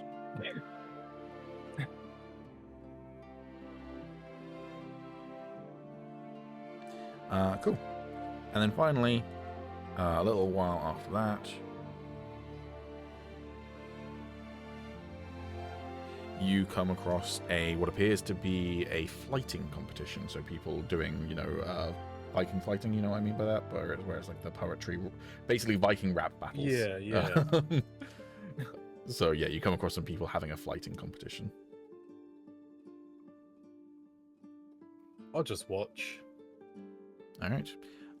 Roll me a performance check just to see basically how you feel about the flighting competition. You feel so inspired, you decide to take part. And you win. You don't have to come up with. You've got a nat 20. You don't need to come up with an actual flight, but you decide to take part, and you've never done it before, and you kind of like awkwardly stumble your way through it. But your weird cultural references that you throw in that they don't really connect with, but they can tell that whatever you're saying is intelligent, gives you the edge, and you end up walking away with 5 gold.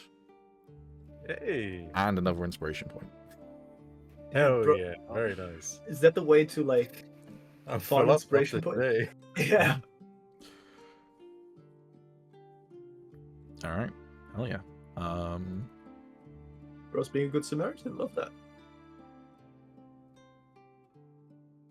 Y'all out here doing some evil shenanigans. What am I doing? What do you mean, evil shenanigans? I don't know, man. Moog's There's something up fucking- with that tree. Yeah, Moog's fucking with the composition of the royal gardens by putting a tree in there. That oak doesn't belong there. Bro, it's a pretty tree. It's an invasive species, Moog. You fool! You've doomed their ecology. Yeah, what people don't remember is in Songs of the Forsaken, much of Oriss was overran by oaken roots. That's because they'd all just like buried through the land. The magical tree fucked it all up. Anyways, so yeah, there we go. That's what the Ruin got up to on Ferris Bueller's Day Off. Lost. Yeah, what did I say? Did I say the The Ruin? Ruin. Whoops. It's been a while. He just came back. Yeah. Yeah, that's what Luft got up to. So we've done Moog and we've done Luft, right? I didn't do anything yet. Yeah. He came up to me. Okay, so did we just do Luft? Okay, what are you doing then, Moog? I You were gonna wanted go to- scouting, that's what you said, but Yeah. we didn't actually do that Yeah. bit. Gotcha. Yeah. Yeah, exactly. Cool. Do you want to do that? I'll So- turn into a little sparrow. Alright. And I'll fly off. Alright. Roll me a survival check to try and, with advantage, because you're in bird form, to try and work out, are you trying to find, like, the camp that's camped outside the city, or Yeah. just, like, spying in So- general, or... On my way to their camp, I'll obviously, if there's like groups that are spying, whatever, I'll go check that out too. But I'm making my way to the camp, trying to listen in on stuff, and possibly, if I can find it, just find the like leader's tent, kind of pry, listen to a bit of stuff. Cool. Basically, figure out what the fuck's going on. Yeah, roll me, so, 16, very nice, with plus 3, 19. Nice. Alrighty.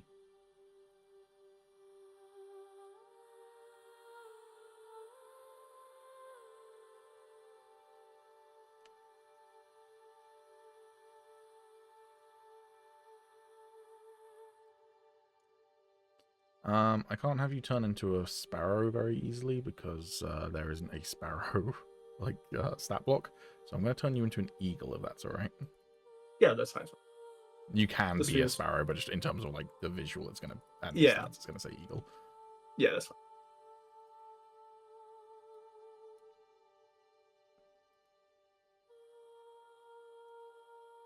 All right. You soar off across the skies. The kind of oppressive heat, the desert doesn't have much effect on you in flight.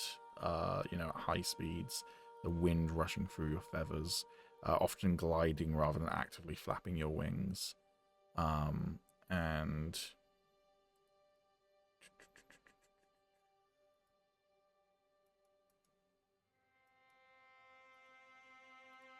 you, after a while, find what appears to be a large war camp. You soar over tent after tent after tent. And this token doesn't have vision. That doesn't help.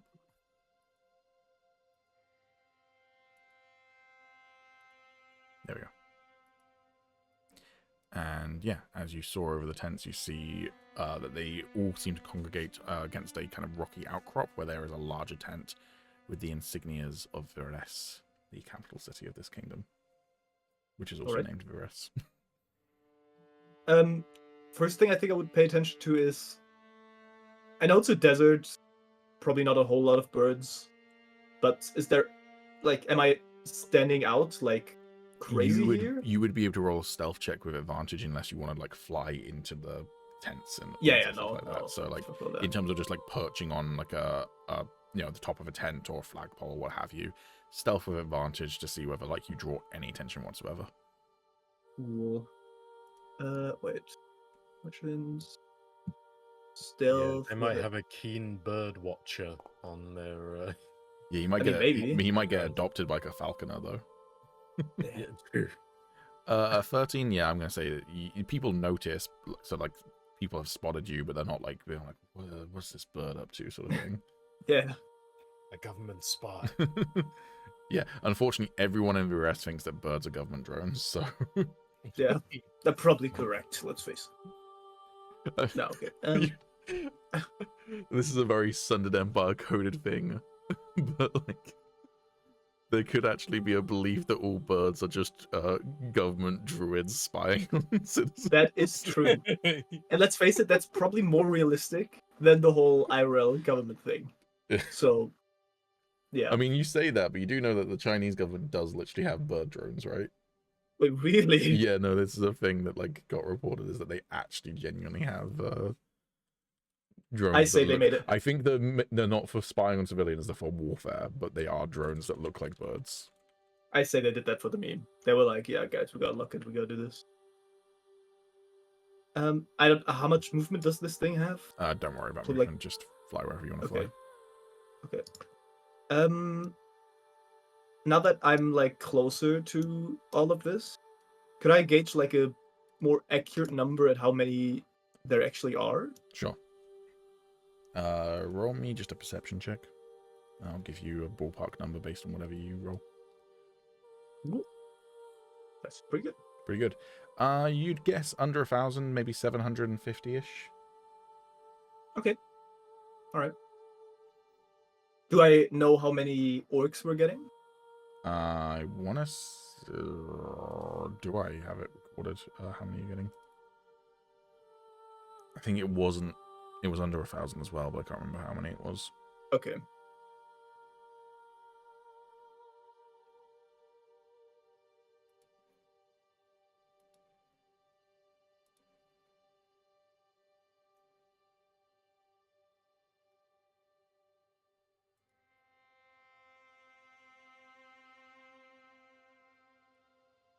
It just says orcs arrive at Oriss. I don't have a number, I'm afraid.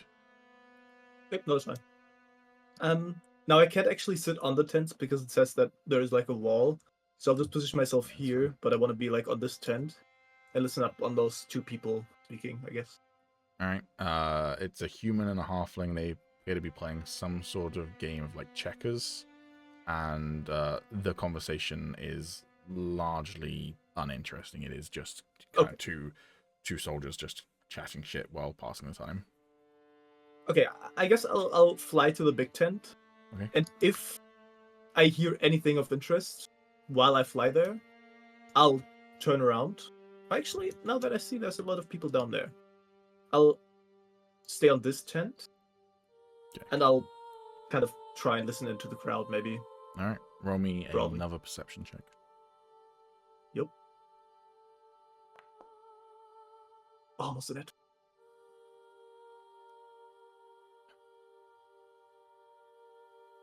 Should we meet for whiskey and cigars later? Indeed, I believe so. You turn your attention from those two fuckheads and listen to another conversation. No, I want to listen to them.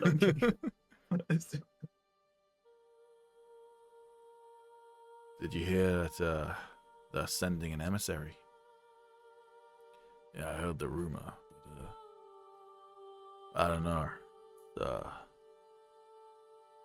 We don't need emissaries. We need reinforcements if we're gonna reclaim Oriss. They're gonna want to do peaceful negotiations here. War always leads to losses on both sides. Yeah, but I've been itching for a fight. We trained, what, the last 3 years? I barely used my blade, says the younger of the two. Yeah, I can tell. If you had, you wouldn't be itching to use it again. Okay. I've my own opinion about this, but yeah, right. That's good info. So this is a tent. Would there at the top be like any There would probably be like small ventilation holes? sort of like flaps. Not really something you could like fly in through without bringing attention to yourself, because then be a bird Yeah. flapping onto the inside of a tent, but like you could like perch near one and like try and listen in, sort of thing. Yeah, I'll try that first. Yeah. So I'll just move myself over here. I'll just say I'm on top. Yeah.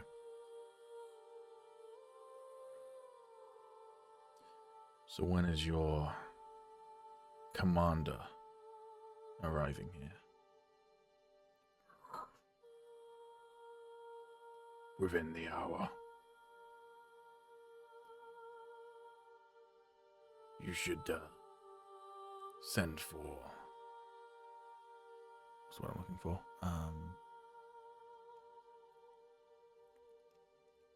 You should send one of your messengers now, so that the peace talks can begin by the time he's arrived. He's not a patient man.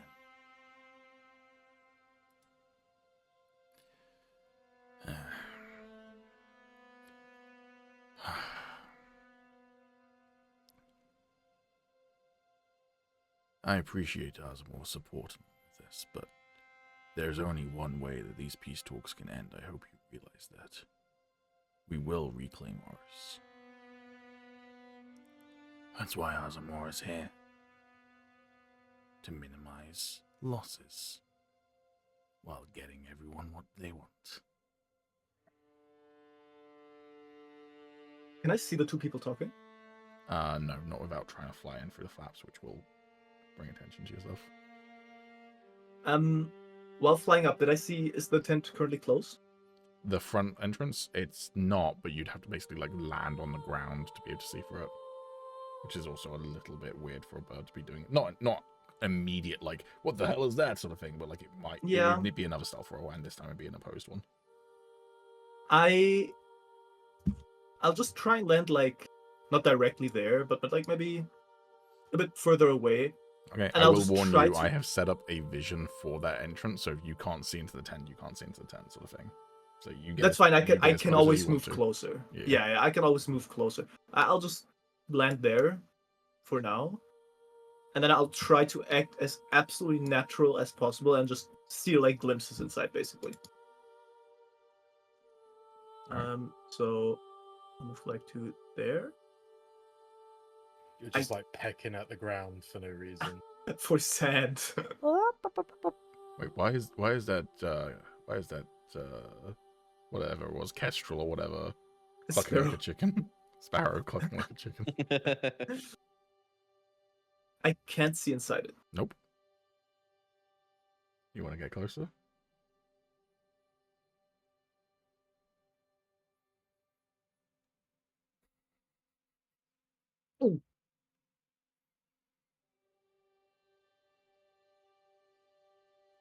Oh, it's like that. Oh god.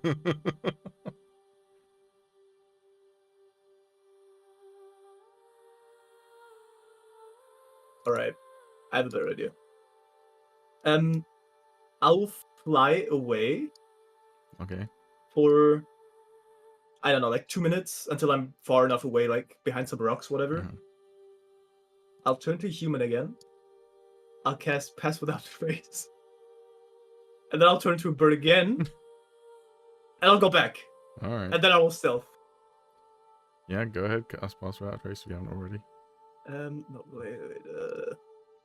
Spells.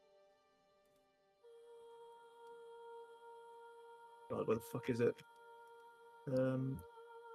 Pass Without Trace.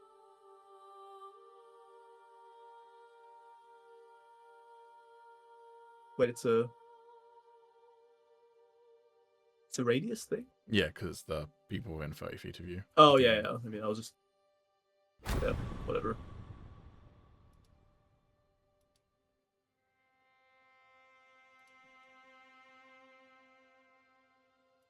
Okay.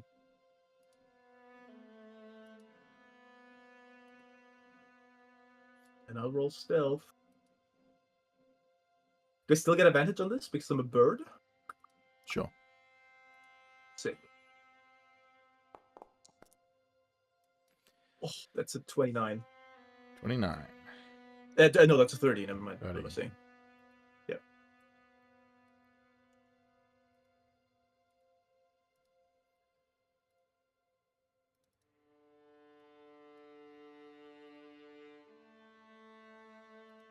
They call him Michael Keaton because he's the Birdman.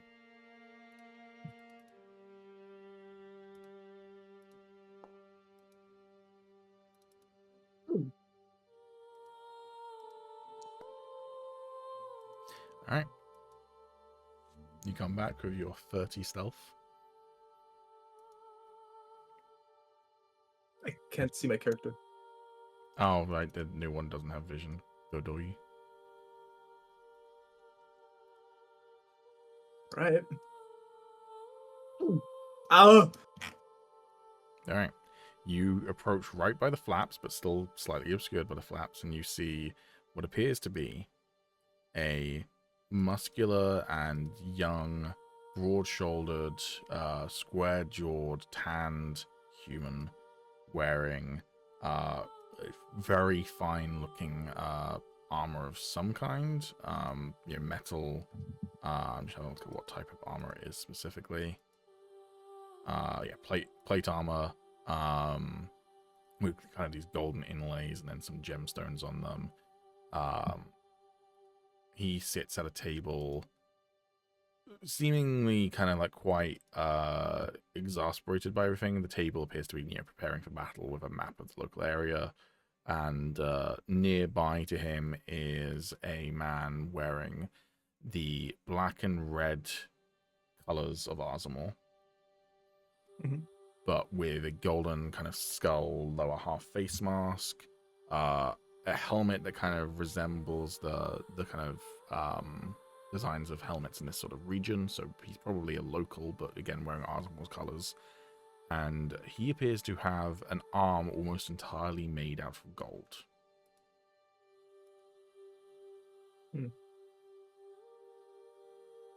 Would a history check of any kind make sense here? See if I recognize these people. You can make a history check, yeah.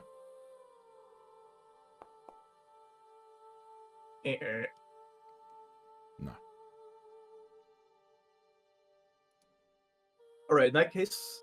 Wait, are they still talking or saying anything of importance, or is... Yeah, they're still discussing the emissary who's on the way here and saying about sending a messenger to Oriss. Okay. How long did it take for me to fly here? Half an hour.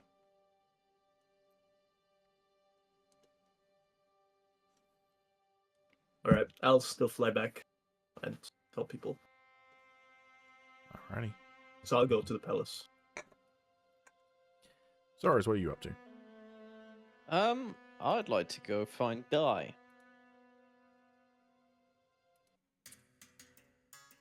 Alright. You can go find Di.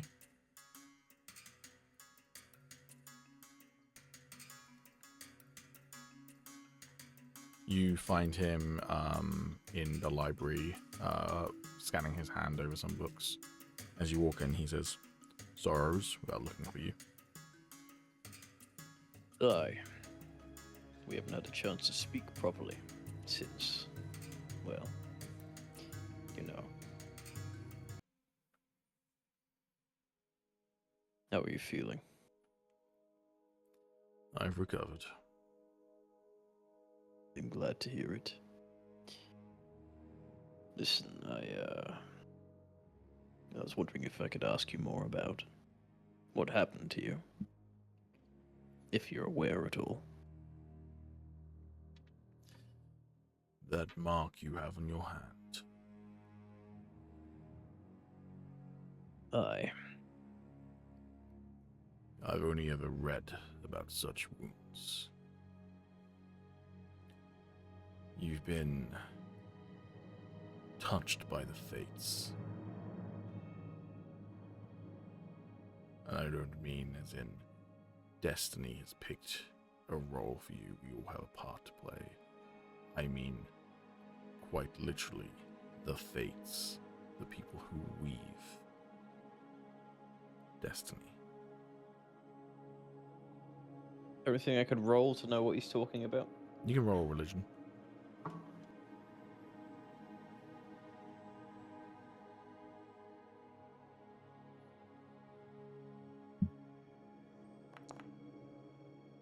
You've never heard of them. I can't say I've ever heard of them. Perhaps you know them as the Songwriters. Familiar to me? You can re-roll your history check. History this time. Sorry, religion. Well, same Well, difference. it's not 20. Okay. God damn. There's them random number generators, and that one followed by a nat 20. You have indeed heard of the Songwriters, and we're not just talking about bards. It is a common religious belief that all of life and all of existence is song, magic is music, etc., etc. And the Songwriters are these deity isn't quite the right term, but like cosmic or celestial beings that Celestial forces of nature. yeah. So not really fitting into the pantheon, but they're the ones who write down the past, present, and future of all mortals. They write them in song. So, you know, they wrote, as a hypothetical, the songs of the ancients, the songs of the forsaken, a song of the ocean, and now a song of the damned. Okay. Are they like the other gods where people pretty much know that they are out there in some degree? Or are people more they're like a legend with them? People don't pray to them because there's not much point. They wouldn't answer prayers. They have no. They are true neutral in the truest sense of they don't have any interest in what is happening. Just the act of recording it. They serve the deities in the sense of the deities do have their machinations. And the biggest thing that indicates that they are real is that basically every single oracle agrees that they're real, because supposedly it's the oracle's ability to see the future is them basically being able to see the song. Right. Okay. So sorrows would more likely believe in them. Sure, especially with a nat 20, you can believe in them if you want to. Yeah. Because you definitely have heard of them. I know of who you speak. What would it mean to be touched by one? That you are now cut from the song. This sounds ominous. I look in your direction and I see void. I can't see what the future holds for you. Some might find that freeing.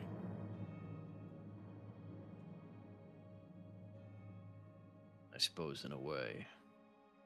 A sad way. Very well. Did you say you've seen this before? Read about it only. A case of somebody also touched or hypothetical? It was a description in a legendarium. A giant who had been fate touched. And what happened to them? That's the issue with the fate touched. They largely fall into obscurity, only remembered by the few who endure, who knew them in their life. I sense, even if you were to become a great leader or the great destruction, other people would be credited for your deeds.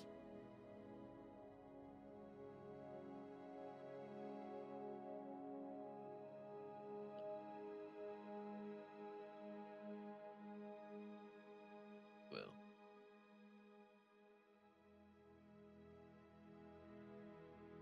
there's nothing for it, I suppose.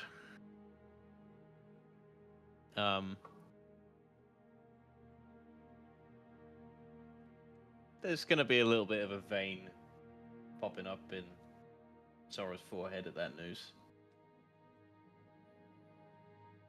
He's holding it in, but very well.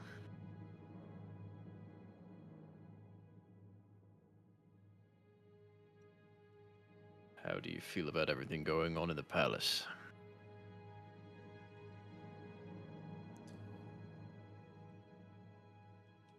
Things are coming to a head. Soon, this little rebellion of yours, this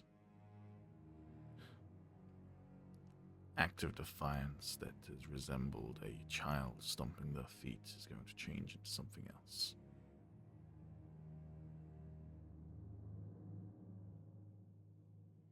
And how do you feel about the progress with Celeste? He's going to have to decide what sort of man he wants to be.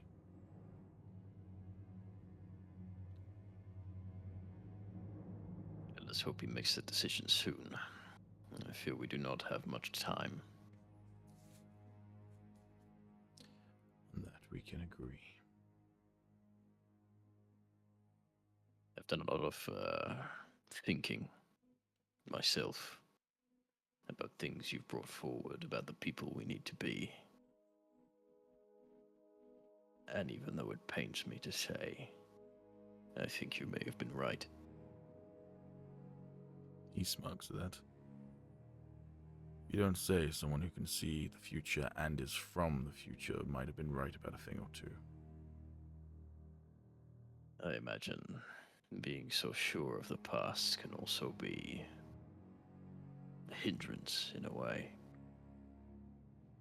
When you're so sure looking in one direction, you'll fail to see things on the side. The thing you have to understand about destiny is that the songwriters write the song, and all the people involved in the song participate. But the specifics are left open. I know where Celeste will be, and when, and what will happen. I don't know how it will happen.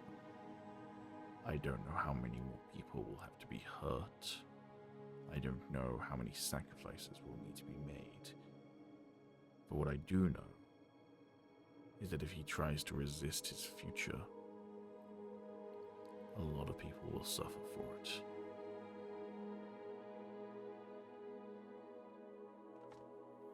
We'll make sure he does what he has to do.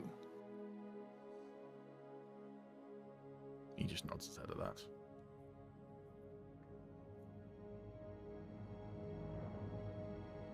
Thank you for being here with us. Even if it was not your intention.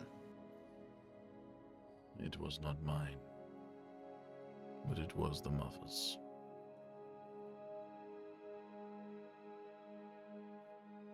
I'll hold my scar up and look at it, grasp my fist, and I'll say, well, I suppose I wouldn't know anything about that, would I?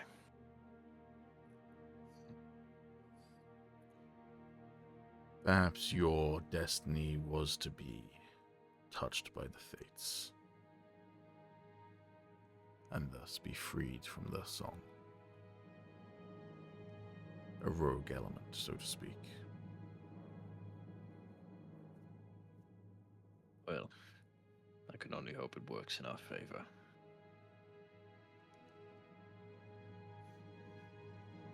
Indeed. I assume I don't have any physical effects to be concerned about. Just, maybe don't touch another oracle anytime soon. Yes. That's a fair point.